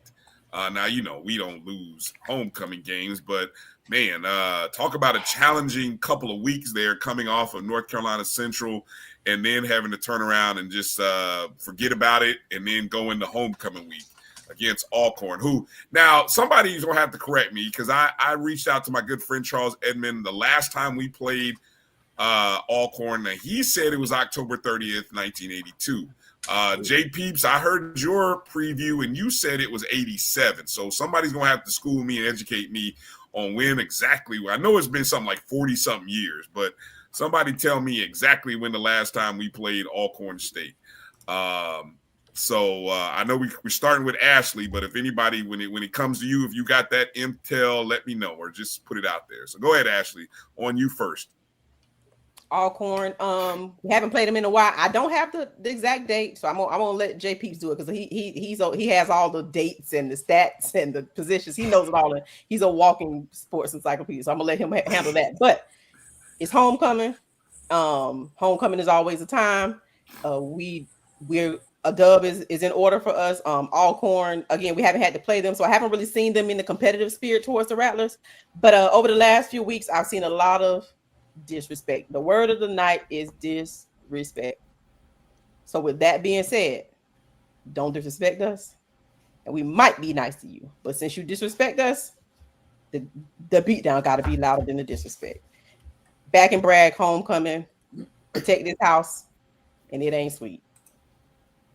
Tasha. This is a game I'm kind of concerned about, only because Alcorn's identity for the last few years has been to run. They are, projected to have the best running back, if not the best, one of the best in Ja'Cory Sewell. And they're gonna run it down our throat. And by this time, we'll be who we are. Whatever our identity is, we'll be who we are. So hopefully we are who Colzie says that we're going to be, a team that will run and that will be able to stop the run, because I'm not worried about Alcorn on the pass. And I still think we're going to win. I just don't feel I want to be doing the hood dance by the middle of the, I don't want to be stressed out. You know what I'm saying? I keep the perk by the middle of the game. Oh my goodness. I don't need no nail biters. I don't need us to be worried about none of that. Okay. So that's why I'm concerned. Like I said, we'll see, how it works out. But I am. This is one of them games I'm kind of a little concerned, only because I don't feel like being stressed out on homecoming. So I think we win, but I don't think it's gonna be easy. If we are not able to stop that run, because they're gonna run. So all right, yeah. Jay Peeps. So for this one, we actually played them 3 times after 82. So 85, 86, 87. We lost 15-17 in 87. I'm not sure where the game was played. I do not know. But for this one, we put the stat out every year because after every win and stuff, like FAMU's 24-6 on homecoming since Billy Joe's second season. So I just don't. It's something about this team on homecoming, that environment, and even growing up as a kid, going to homecoming especially, and just like seeing the crowd. Like, I'll be real with you, I was of the impression as a kid, I was like, this team doesn't lose on homecoming. I don't care if USC or Alabama walks in here, this team doesn't lose. I was like, I don't get it, and it's rare that they ever do. So I'm gonna say this is a win. I think that they protect home turf. You know, I had heard that there were discipline issues last season with Alcorn. How true is that? I'm not sure. Will they carry over into this year? Only time will tell. By this point, we should know who Alcorn is, and we'll know a lot about ourselves. So, yeah, I'm going with FAMU to win this one. Nice. Keith? I got FAMU winning. I think much as you've all stated, I don't want to say we don't lose at homecoming. I'm going to say we shouldn't lose at homecoming. As long as the players are focused and understand that homecoming is not for you. Sorry, when you graduate, it's for you. Homecoming is for alumni, recruits, and everybody else on campus except for you. You are here to deliver a W. I think we're good. Alcorn does normally have that. They normally have a deficiency at quarterback where like they can throw the ball, but they're not always accurate. But they are very well known for being very physical. So I think FAMU wins this game, but I think it's gonna be a little tight. Troy? This game is special. My little one will not be with me during this game or that entire week. It is my birthday week and my anniversary. Turn up. That being said, Media Troy is not picking this game. Troy is picking this game. FAMU wins this game by 2 touchdowns, but it's only going to get 2 touchdowns in the second half. In the first half, it probably will be tight, but when that heat, that Tallahassee weather start kicking in on them boys, FAMU pulls away. But yeah, that's all I got. It's homecoming. So I don't know. Mississippi got that harmonica heat, Troy. You know that harmonica sound? It's hot in Mississippi now. Hold on. Oh, that's new. Oh my goodness. What do you got, Steve? Here's the thing. This is the reason I'm saying the public service announcement from the athletic department. Get your season tickets. This is the best home game schedule we've probably had in 20 years. Agreed. And this is the reason why. This is the first time. And guess what? Because as you know, Bryan said it, there's people all those SWAC watching this show. And I've got 8 texts saying we beat y'all bust the last 3 times. And that has been 87, 85, and 82. So Alcorn is actually on a 3-game win streak against FAMU. Thank you to my Alcorn people that have now reminded me. So I'm going to say this. With that being said, this is the last team we have played in the SWAC. We have beaten everybody but Alcorn. So they got to get on the list. They got to get on the list. They're going to bring the band. I do know that. They're going to bring some people down there. They're super excited about coming to FAMU because they haven't been to FAMU in such a long time. Because actually, the one game, the 82 game was at FAMU. The last 2 games from the text I just read were down there in Lorman. So long time, a SWAC power, a SWAC name. But I think once again, this is part of that march that Colzie needs to make. Is homecoming. I think the game is actually going to be close because I think the bands are going to be getting at it. We usually don't have a other band there. I think Sounds of Dynamite are going to really bring a lot of energy. But I think this is another FAMU one. Well, I'm keeping our streak that we're scoring over 24 because that's my thing. We got to score over that. So again, I think we do a 24 and I think 17. I think it's going to be a close game. Good one. Good intel. Go ahead, Marcus. I haven't really watched Alcorn a lot, but some of the same sentiments that I've seen when I watched them on TV seem to be run heavy, quarterback play, kind of iffy. And so I think by this time, either we're going to be hitting on all cylinders or not. And based on all the prognostications, we should be hitting on cylinders. So I think this is going to be a competitive game up until third quarter, and then we pull away. So we're gonna have some homecoming magic, and we're gonna have a good time that night. Kelvin, you don't come to FAMU for the first time, and especially homecoming, and think you're gonna get a W. So that's just out. They're gonna lose this game. And the other thing I would say is now we in game 7, man, and we got Southern Jackson State behind us coming after this game. We control our own destiny. So the team, I think, will be focused and understanding the magnitude of the game. And I don't think a one-dimensional team can beat FAMU, especially in Bragg. So, dub. When I think about this schedule, and I think, Steve, you said it well, this schedule is set up where there is no opportunities for you to relax because you come out of North Carolina Central, you go to homecoming against Alcorn. You come out of Alcorn, and then bam, right on the road to Baton Rouge against Southern. And we all know the last time that game was played under the lights, we all remember. And now they got new field turf, and they got the same little lighting system. And, man, we just remember, we know, Terrence Graves, second year, this team, we're going to get a chance to see him this weekend. It's always a good game. FAMU's won the last 5 meetings. Kelvin, what's your thoughts? Rattlers going on the road after a pair of home games. Last year, our 2 losses came on the road. This is a game I'm circling only because of the Central game and the homecoming game. Now, Southern schedule is actually a little bit more difficult than us in the stretch they going, but because they're at home, and I just I can't predict right now that we can sweep. It's a road game. This is the road game I'm looking at. We could possibly lose close, so I'm gonna go L on that one. Okay, Marcus.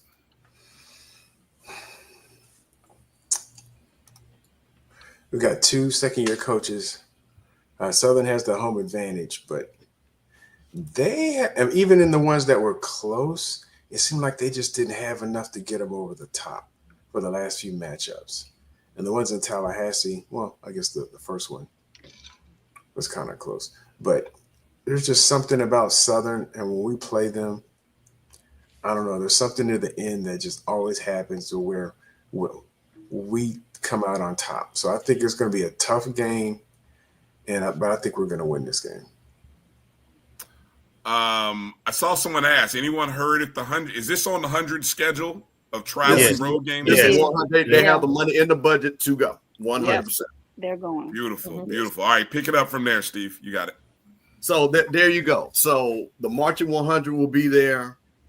Southern, I'm going to tell you this. Southern, this is a make or break season for Southern because for a lot of you guys that don't follow Southern, they have not had a big win. For a lot of people that don't understand this, they have not beaten Jackson, they have not beaten FAMU since the Dion era, okay?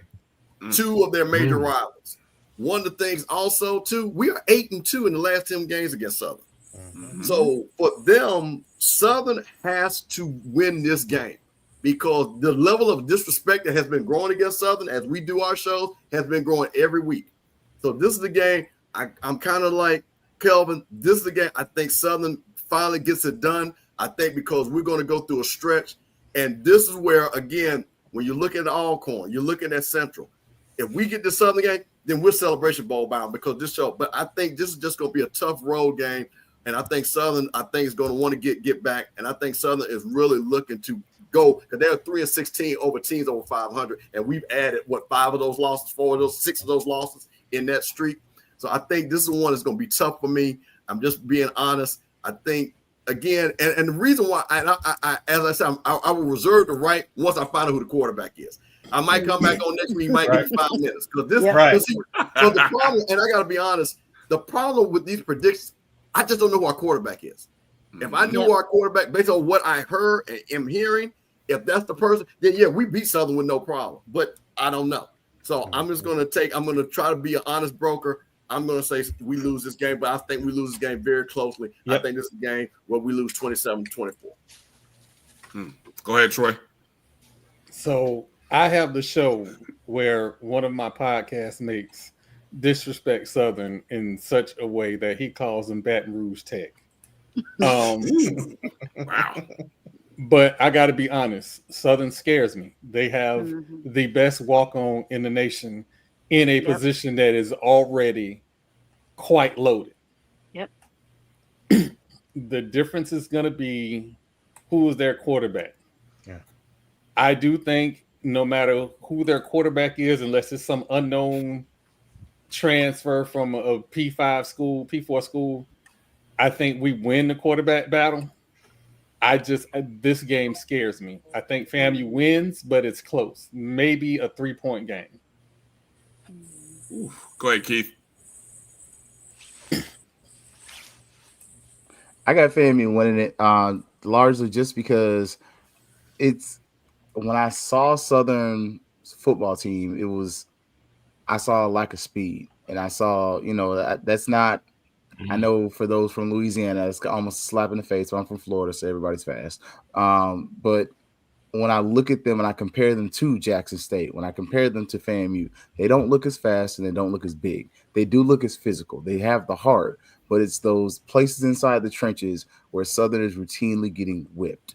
And, they put up a good fight, but I just don't see it. And when I look at what FAMU's brought in, I don't think Southern's going to be able to put up the points. We talked about Grambling. We talked about not Grambling, Alabama State, and how they struggle to put up points. Think about Southern. If Southern had a quarterback that was worth pissing on, they would have beat FAMU 2 or 3 of those times. Like, Bryan, you and I sat how many feet from the man when he was saying, if we put the right quarterback in, this game is completely different. We've literally watched Southern roll a quarterback in there knowing good and blessed well that dude sucked and was trash juice and was the reason they lost the game. So is that going to be a difference this year is a question to me. But I think when I look position for position, skill for skill, I don't see a spot where they just outclass FAMU. And this is just partially also recruiting, where the top 2 recruiting schools in the SWAC are FAMU and Jackson State. And until that changes, you're going to have to prove me different. So I really feel like FAMU is going to go in there, Newfield and all, get a close win, and then come back home, and the March 100 gets to play, do what you want in front of their fans. That would be nice. Go ahead, J Peeps. Yeah, so for this game, it's crazy to believe. It's like, geez, like Southern hasn't beaten FAMU since the Clinton administration. Like, golly. But honestly, like I look at this one and it's always tough going down to the bayou and playing these guys, especially at night, and it's probably gonna be a little chilly when you go there and stuff. So I think and again, this is that part of the season where it's like, you start to feel those nicks and those bruises. The good thing about it is Southern feels that too. Mm-hmm. And again, I think this is where depth comes into play. And I do think FAMU wins this game. I think it's going to be tough. It's not going to be like the 24-6 last season. But again, I do think it'll be a little bit close, like everyone's saying. But I do think FAMU gets out of there with a win. And, you're basically at this point, you have one game left in that meat grinder that is like the middle of your schedule. Yeah, what a meat grinder. Definitely. Tashay, go. Yeah, this is my favorite game only because my daughter is a brand new Jag. So it will be a house divided for us. I'll be down there in Baton Rouge in my orange and green.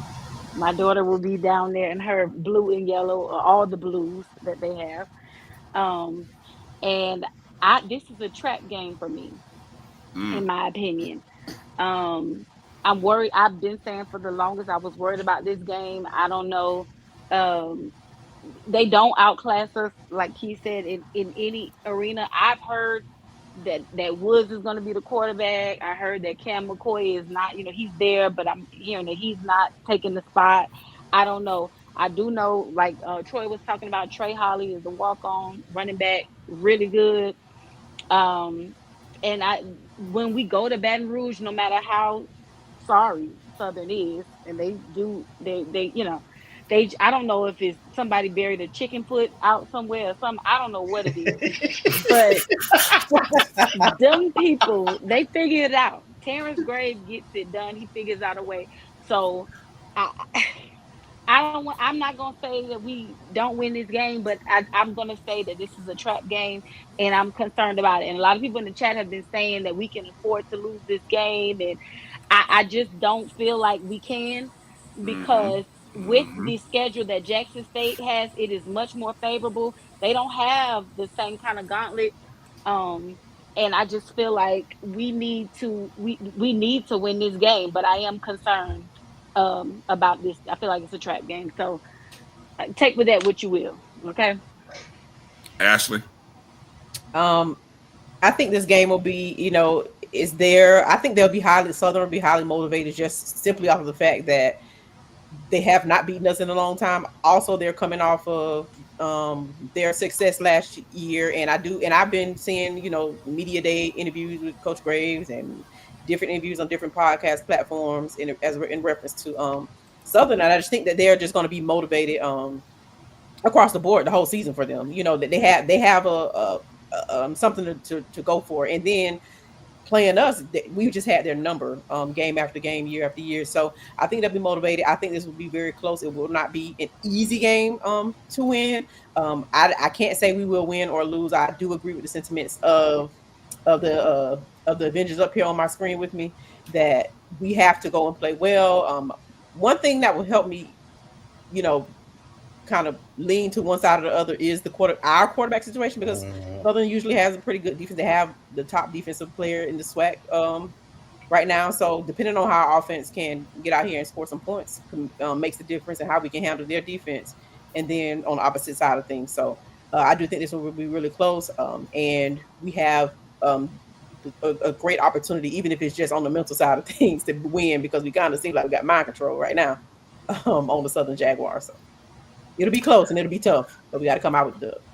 Got to come out with the dub. Couldn't have said any better. Well, that closes the book on October. Probably one of the toughest Octobers. You know, I don't know. Somebody will do all the stats and figure it out. But when it's all said and done, if there's been a tougher October, somebody let me know. Because, man, what a hell of an October it'll be for FAMU football. And it just at the end of it, we roll into November with what I will affectionately call the game of the century, part, I don't know, 2, 3, 4, maybe part 5. This picture is just hilarious. It's so much to unpack in this picture. There's so much. That's why I chose it. That's why I chose this going picture. On. It is. There's so much going on in that picture. I just felt it was so appropriate for the game of the century. The 17th preseason 17th ranked and defending SWAC champions, currently on a 10-game winning streak, folks. The Jackson State Tigers come to Tallahassee. Finally, they return to Florida. Finally, they return to brag. Man, and if this ain't the game of the century, you tell me what is. The winner of this game, the last 4 years, won the East, won the SWAC. So here we go. Ashley, what are your thoughts? This game will be a huge game next to, because homecoming is always going to be huge for us. So next to homecoming, this will be a huge game for us, a must-win game for us. I attended myself and Tashay, Kelvin. We were all there last year, and watching what I saw, the product that was on the field for Jackson State. If it's anything similar, and I'm pretty sure they've upgraded this year in the offseason, much like most teams do and will, especially after winning the championship. So I'm not going to say that they're the exact same team that came out last year and that we did take an L to. But I do think that it showed me that there are some errors that we just kind of caused for ourselves that caused that game to go in a direction. We'll be back. We'll be in brag. This disrespect has been loud. I think we have to play really, really solid on both sides of the ball. By now, we should know exactly who we are as far as offensively, what our identity is, what we can do, what we're not so great at. Hopefully we're great at everything, but the things that we're strong in and not so strong in. So for me, I think that this game will be a tough match, and I don't think it will be a big point deficit on the side of the ball. I'm kind of not sure on the win and loss. I do have the strong belief on protecting brag and making sure that we restore some respect into our home field advantage. So I'm not really going to sit here and say that we'll just come out here and it just is going to be this magnificent showing from the Rattlers, but it will be tough. I do believe we have to play perfect or almost perfect and have all cylinders, special teams, offense and defense clicking well. Tashay? Yeah, I'm not going to this. This is one of the few games that I'm not going to. I'll be watching it on TV. I'll be coaching from home. I did go last year to Jackson just because I knew a lot of Rattlers wouldn't be going, and I couldn't leave our boys out there without the support. But I'll say this: up until 3 minutes and 34 seconds of that game, although the lead was minute, 1 point, we were winning, and with little to no offensive production. Mm-hmm. So if Colzie is who he says he is, and you'll hear me say that a lot, or you heard me say that a lot. If Colzie is who he says he is, and I trust my coach, then this should be a win because, like I said, with little to no offensive production last year, we were up 3 minutes and 34 seconds. Our defense forced 4 turnovers. You know, that game was a winnable game even last year. So I believe that we can definitely get this win in Bragg. Bragg should be rocking. No stupid Hail Marys, none of that stuff. Y'all remember 2018? My head is still hurting from that. But I believe that we can get this win. I'm less concerned, strangely enough, I'm less concerned about this game than I am about Southern. So I think that the Rattlers get the dub. Y'all go ahead and celebrate for me because I can't deal with the Jacks on me. I just can't. So y'all do it. Y'all do it for me. We got you. J Peeps, go ahead. All right. So yeah, this one, I mean, what do you compare it to? You know, World War III. I look at this one, you know, and I go back to even at the end of 2021. I said after the Southeast Louisiana game, there's a nuclear arms race going on between FAMU and Jackson State. Whoever can stockpile the most, and I hate to label the kids as nuclear missiles, but whoever can stockpile the most warheads is going to have success. Now, with this one, you know, I did say I had FAMU losing this one. This was the second loss of the season that I had FAMU getting. But, you know, I mean, you never know. I hope I'm wrong here, but because I can imagine what it's going to be like. I'm going to be there too. You know, it's going to be electric. It's going to be rowdy, you know. But, yeah, I hate to say it, but I don't see how they win. Now, I will say this is one game I've never picked right. Now, like Ace, Chad, Flash, all of them, they picked this game. They've got it right in the past. I've never gotten this one right. So maybe there's an omen there. All right. Hey, that sounds like a good tease for game week on the show right there. Yeah. Keith, go ahead. I had picked this game right twice. I think 3 times, actually. I have Jackson State in this game, largely just because, as mentioned, I don't know what we have at quarterback. Jackson State's returning a quarterback, although I don't think he's the greatest thing since sliced bread. I think he's, you know, just like a Linder's bagel. He's frozen. You know, he is what he is, nothing special. But I do think that's something to be stated. Also, the simple fact that FAMU has not been able to beat this damn team at Bragg Memorial Stadium since God knows when. And for multiple reasons, we mess it up. But I've been there to see it on TV and in person. So this is where we need to end a streak. Like, FAMU is not beating Jackson State, has not beat Jackson State in Bragg in a mighty long time. So we need to get a streak. We need to win this one. But right now, until I see something different, and I reserve the right to be very excited about the jet that lands out at Bragg Memorial Stadium, that once we get our quarterback, things may change. But right now, I got Jackson State. All right, Troy, you keeping your eyebrows this one or the one that's left? Oh, no, I'm going to find another bet. I got to get my eyebrow back. This game, I hear a lot of people call this a rivalry game. I don't consider this a rivalry game. Jackson State looks to us to legitimize who they are. So there you go. Boy, you getting clipped all night, boy. I mean, they clipping you all night. When I look at this game, I'm looking at defensive line, offensive line, playmakers on the outside. Can they stop our playmakers? That's what this is going to come down to. And I'm sorry, I don't think they can stop our playmakers. So if it's as close as it was last year with the coaching changes that we made, I'm confident that we pull it out because I'm confident in the 2 guys competing for the quarterback battle. Okay. I got FAMU winning this game by 3. All right. Mr. Campbell? I'm saying this with respect. It always tickles me when people say this game ain't a rivalry game.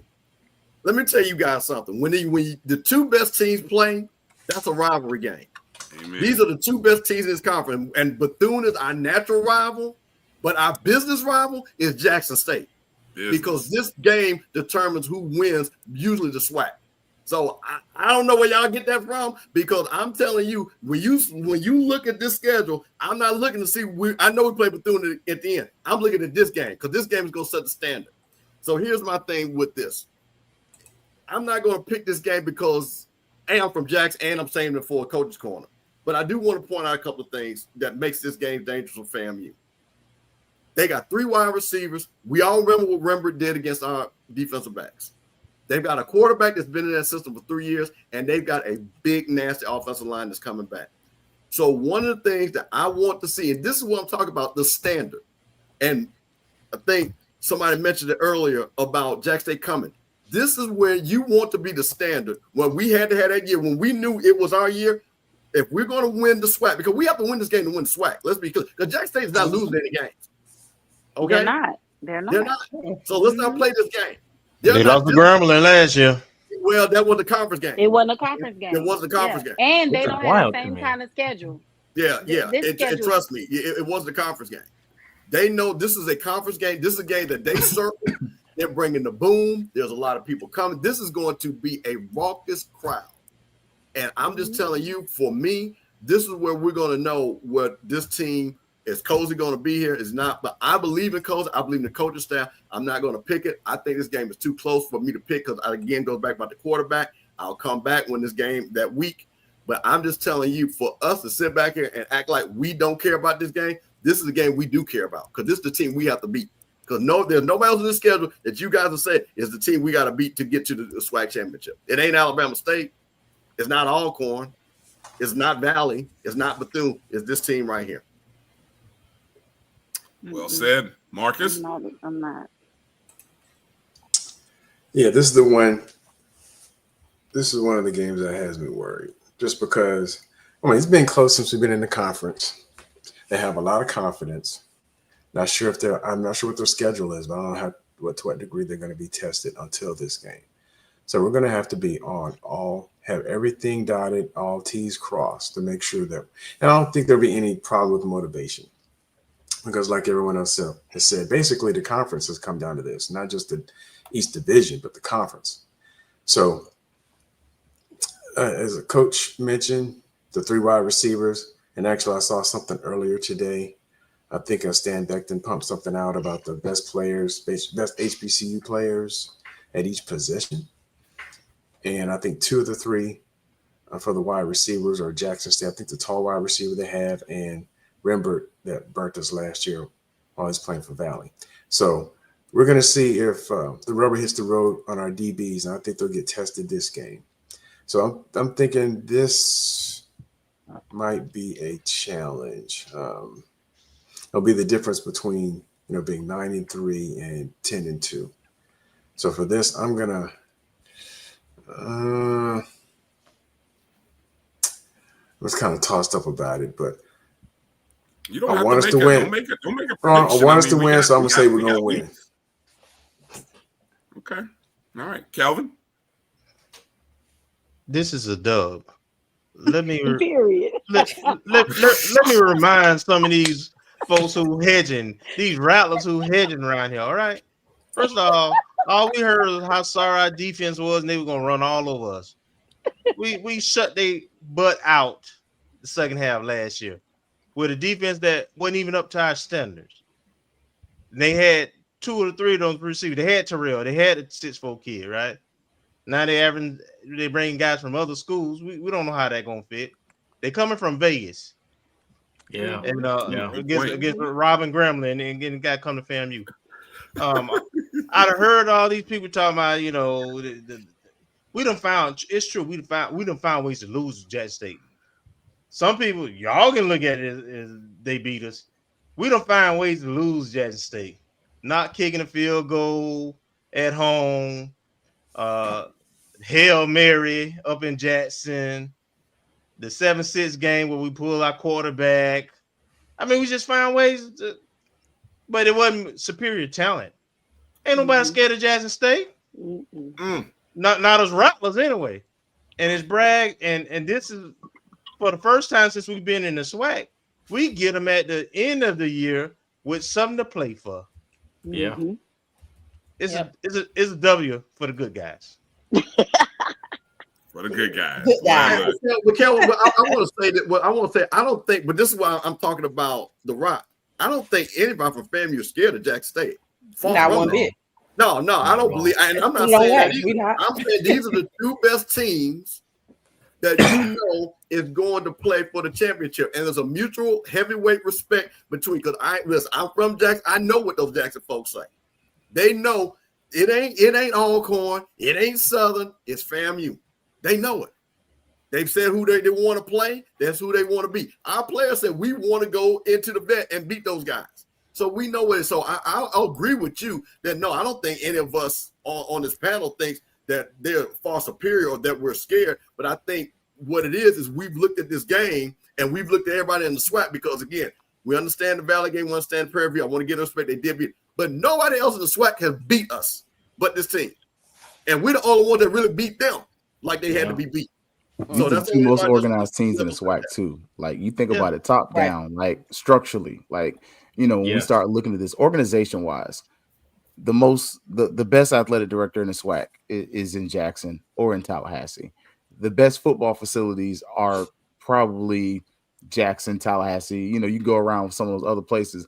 The best NIL is definitely in Tallahassee and in Jackson. So you start looking like organizationally, structurally, recruiting wise, these are the schools who have literally out recruited everyone else. You can't, let's be honest, outside of, you know, what we do for FAMU and what happens to Jackson, who do you know is getting recruited or offered and committing to other schools? So these are schools that are the most committed. These are schools that are most dedicated, and these are schools that are most determined to winning.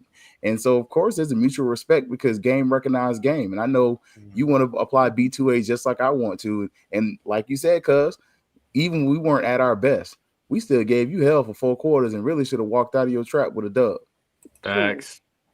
We need to acknowledge that this, whatever this is, has been going on since 78. Okay. Their angst with FAMU has been since 78. And I've said it many times. It's a good point. They had an opportunity in 78 to be FCS 1AA daddy. They failed. Yep. Yeah. Bam. Since 78. Great point, Troy. Great point. Wow. Okay. So coming out of that game, we move into a game which I don't think we got to spend a lot of time on. We travel to Arkansas Pine Bluff.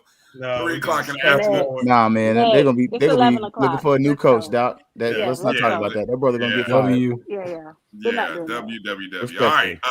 This is the game that personally, when you guys talk about what's going to be our toughest road game, this is the one for me that I think is the toughest road game because of its positioning in the season, coming after that long stretch of October in the Jackson State game. And then I just got a funny feeling about Sam Shade and A&M. So going down the line, Kelvin, you know, we never lost to Alabama, and we never lost to any of the Alabama schools since we've been in the SWAC. I don't really Famabama. Famabama.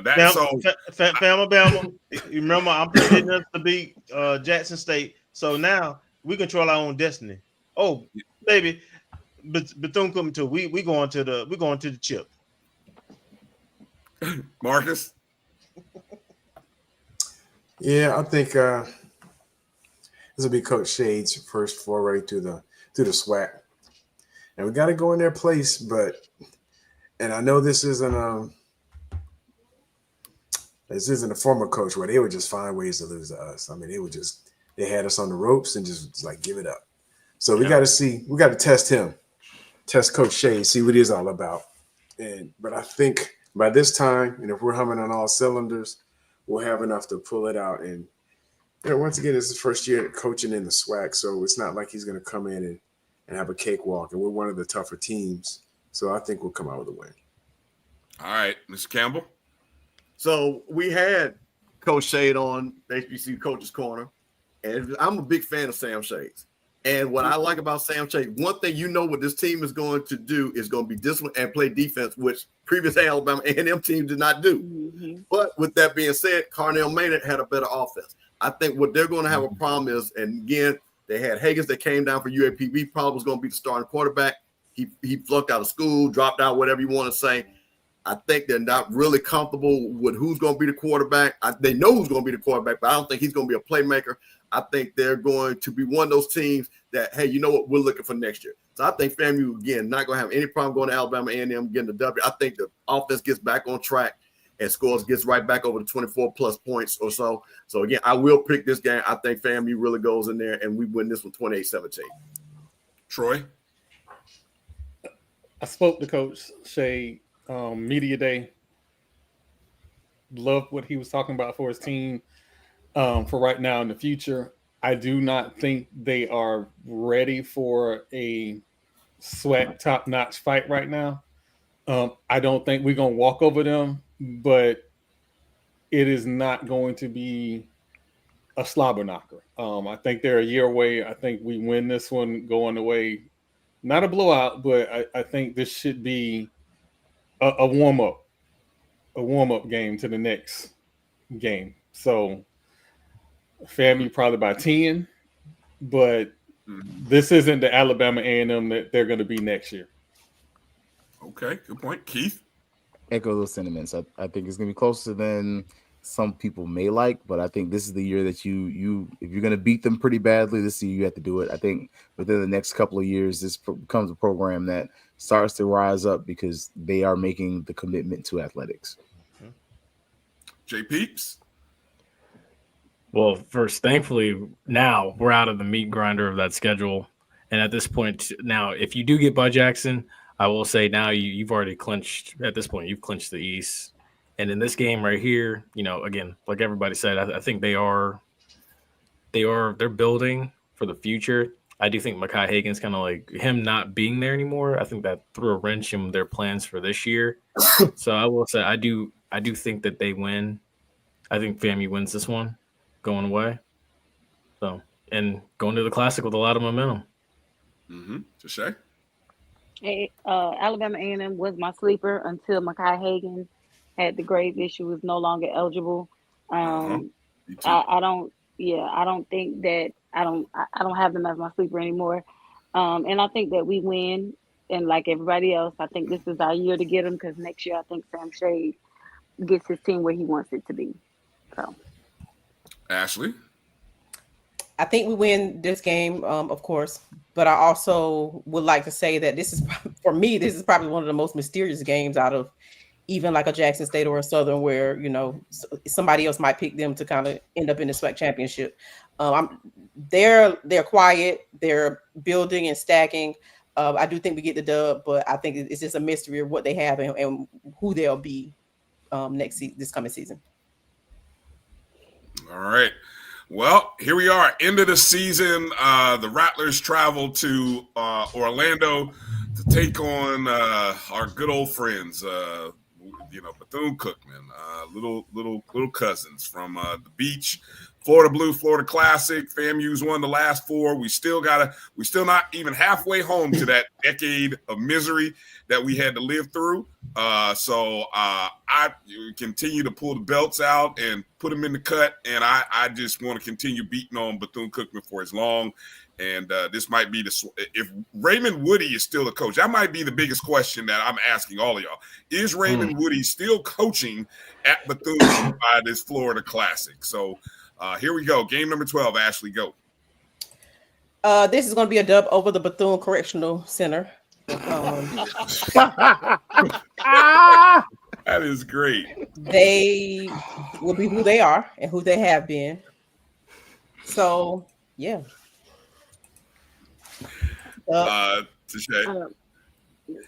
Woody's seat is so hot, he's riding on 10 toes right now. That they will not have a coach by then. They will have an interim. We will beat them.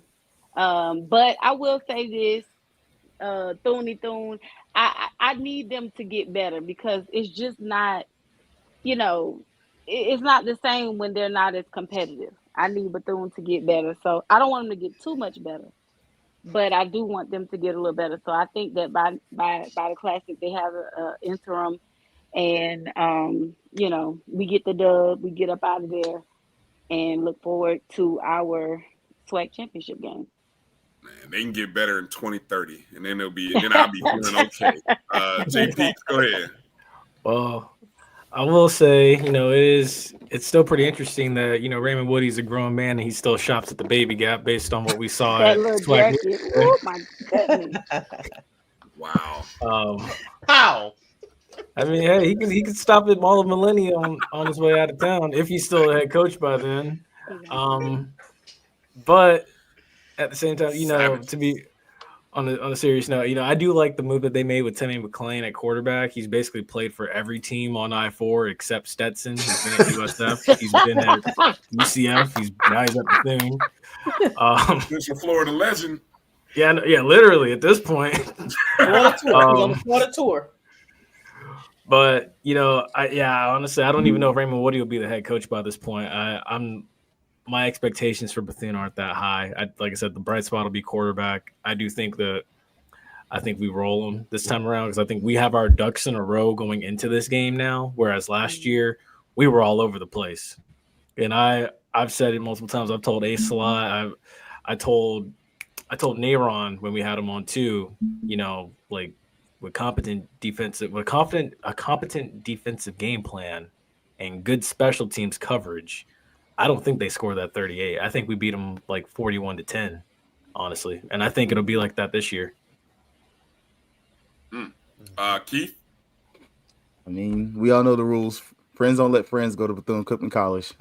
So, in this game, I think Woody's still going to be there just because we haven't seen outside of somebody, making babies with students or something where coaches get fired in the middle of the season. Like, otherwise, I think he makes it to the end of the season. But we do have to understand, like, there's a talent gulf. There's a dedication gulf.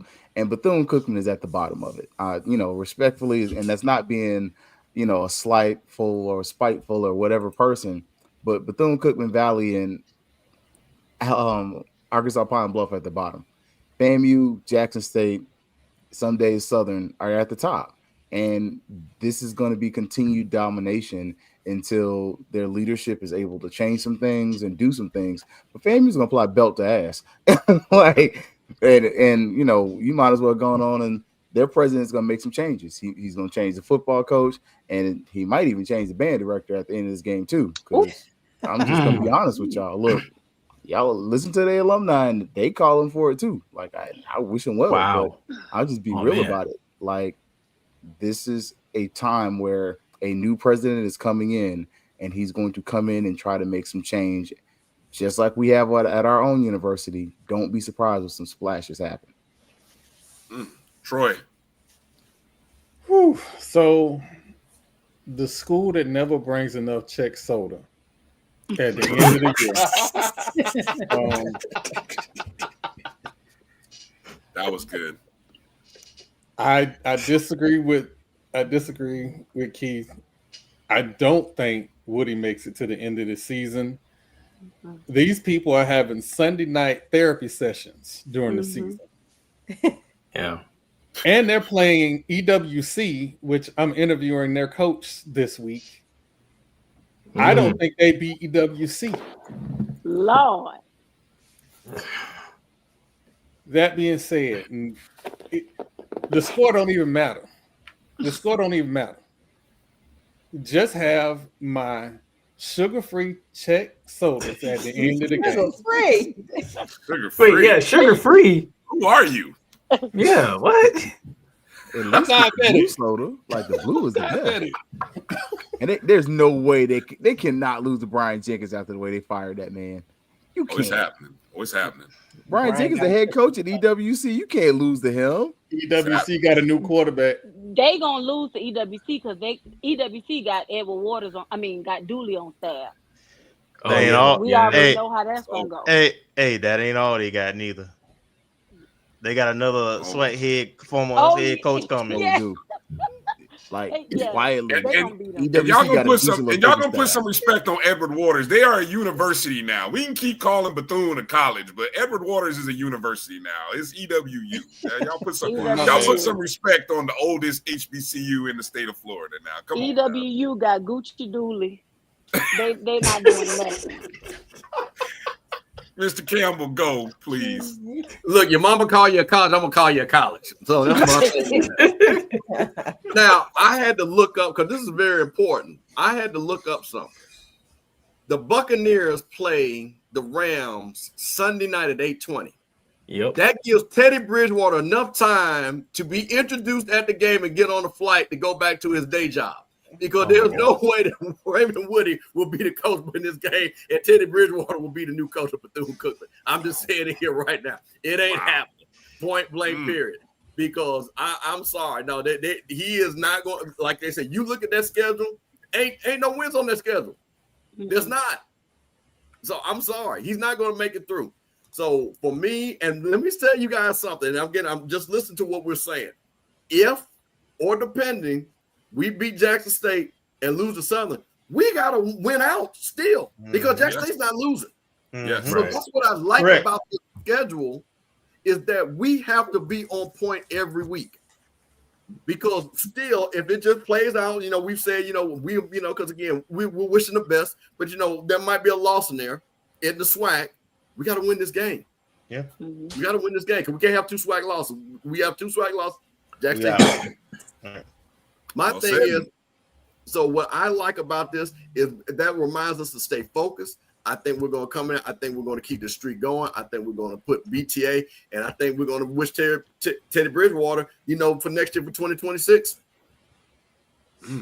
That's a hot take right there. Teddy Bridgewater, new Bethune-Cookman coach. Okay, Marcus. Oh, we're winning this game. Okay, there it is. There's no doubt about it. One, because we're the big daddy. Number two, we got a lot more to play for, and we're winning this game. That's no doubt about it. Again, there you said, Kelvin. We're going to win this game. It's not going to be competitive. The head coach will not be there by the time this game happens. And I predict that one of the three former head coaches at the FCS level who will be on EW staff will get the job. And for those who don't know, I'm going to put it out there. Dawson Odoms is supposedly headed to Edward Waters is coaching down there too on that staff. Oh man, I heard that. They got some. He's available.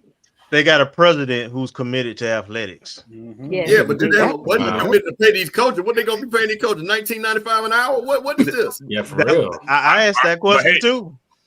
Are those coaches still getting paid from their last job though? That's the thing though. So it might be working for a high school salary. Who knows? Southern is done with Dooley, and Dooley, but Dooley was at a high school. Oh well. So. But is Grambling done with Dooley too though? Ooh.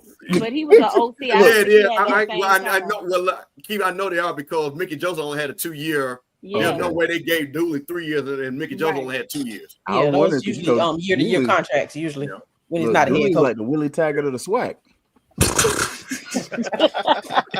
You had to go there home. You got to get Troy rolling. Don't do Willie Okay. Let me get ready to close this up. By the sounds of it, is there anybody who does not have FAMU going to the SWAC championship game? Raise your hand. Based on your predictions, is there anybody that does not? And that's okay if you don't. Okay, so we got a couple people that don't. And is that so? I'm just going to ask, is that based on we're still waiting on the quarterback in a couple of games, or it's just the way it kind of works out on your scheduling? Quarterback, the way it works on my schedule, and the fact that Jackson State don't play nobody. Okay. What about you, Peeps? Yeah, it's just the fact that Jackson State has a favorable schedule, but at the same time too, again, that could change for me because who knows?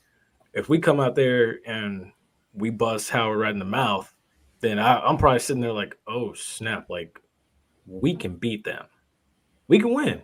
We can. Especially if my quarterback's dropping bombs.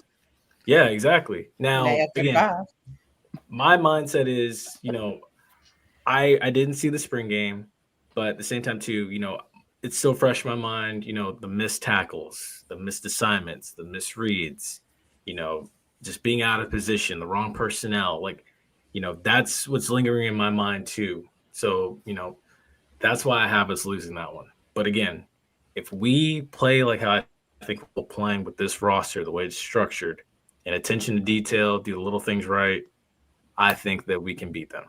I do. Yep. Now, Get the run game. What we did last year out of your mind. We got a different defensive coordinator, different defensive end coach. Colzie is calling the defense. It's not the same. So get that out your mind. You know what? I've been told I can't keep no secrets. 2,700 yards passing, 23 touchdowns, 5 interceptions. That's all I'm gonna say. We're gonna be fine.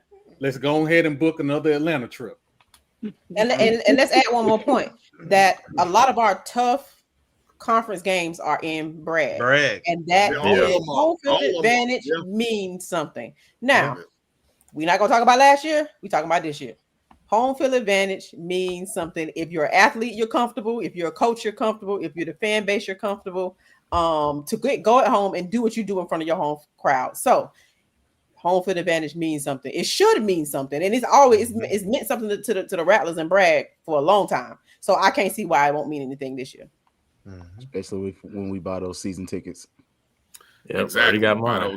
Yep, get those season tickets. All right, those of you watching, if you stuck around this long, we're giving away a pair of club seats to the FAMU side Orange Blossom Classic giveaway.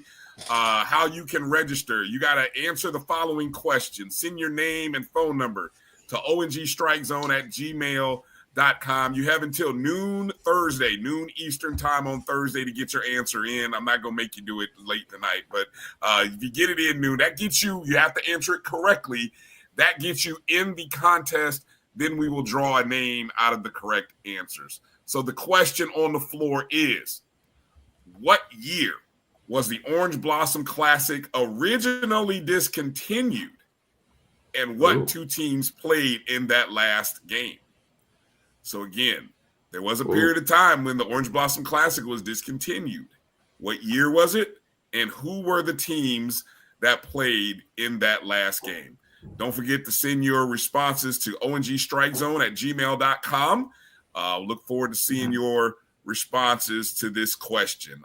Nobody on this room can you cannot enter, but you can definitely give the answer to somebody to help them get a pair of club seats. I won't know, so don't send it from your email address.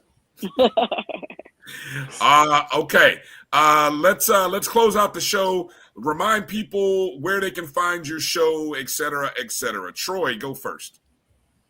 Hey, I'm Troy White, Fat Mouth Sports Gathering the Old Men podcast. You can find our podcast at watch.fatmouthsports.com or .net. That'll send you right to our YouTube page. Like, subscribe. As always, leave a comment. We love comments.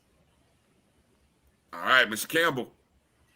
Hey, HBCU Coaches Corner with Coach Johnny Cole and Rocky. We're on every Tuesday. We look like we're on every night because we're interviewing all your favorite coaches. So I would tell all my Rattlers to check us out so you can know exactly what we're going up against, because a lot of these coaches are giving a lot of good gems. So a lot of the teams that we're playing, we've interviewed. So we're going to interview Trey Oliver. We play him.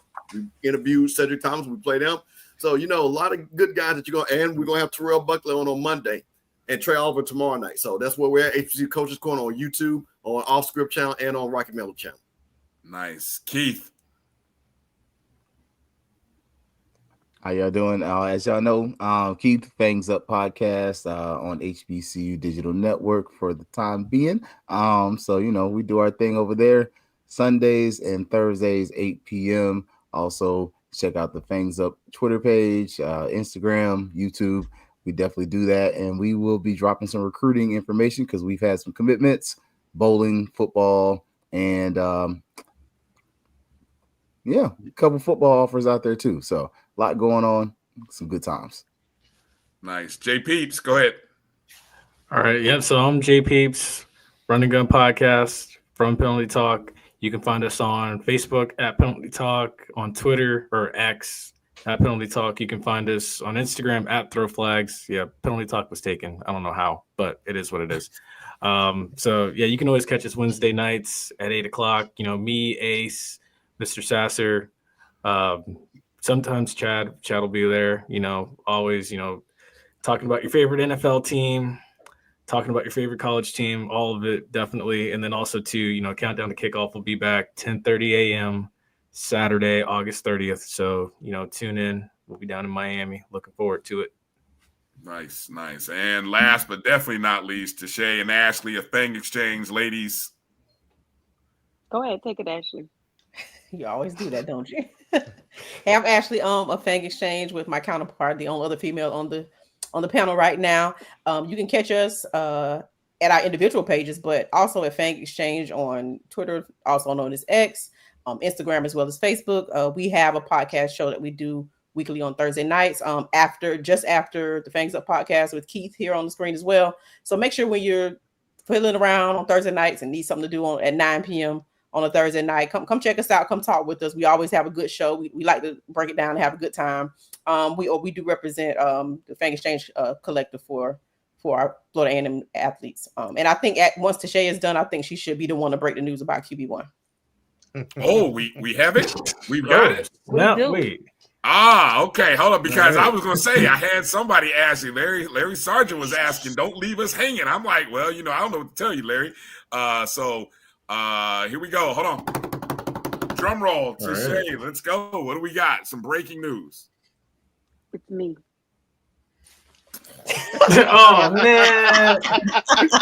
You know what? It's too late to be playing with people's minds like that. Y'all, we're going to bed. We're going to bed without y'all. Yeah, they ain't posted on those socials. I was keeping it in the background. See how much fun we are. Come see us on Thursday night. Let it go. That was that was great. That was good. She did get us. I ain't gonna lie. You got us. I was like, wait a minute. Thank you, John Mason, and thank you to everybody for all your likes, your thumbs up. Make sure to follow all of our content creators here on their platforms. Hit the thumbs up and the like button. Make sure you're following us on all the social media handles. Go find the BCSN Pod Zone for all of the shows that appear on the Black College Sports Network throughout the week. Thank you guys for hanging in with us, and share this show with any and every Rattler that you can think of. It's a great analysis of the upcoming season. And next week, we look forward to having some big guests next week. And hopefully we'll know who our quarterback is, too. So maybe that'll come out on Fang Exchange. That's tomorrow. Somebody's show will have it. We thought we might have it tonight. I think we're in good hands with Tashay, though. Worst case. We're in good hands. Agreed. If you say so. 500 yards, 5 TDs. Exactly. If you say so. All right. Well, hey, thank you, everybody, for watching tonight. Good night. God bless. And we can't wait for the season, and we can't wait to know who the QB is. And so we'll fly away and hope it's a good one.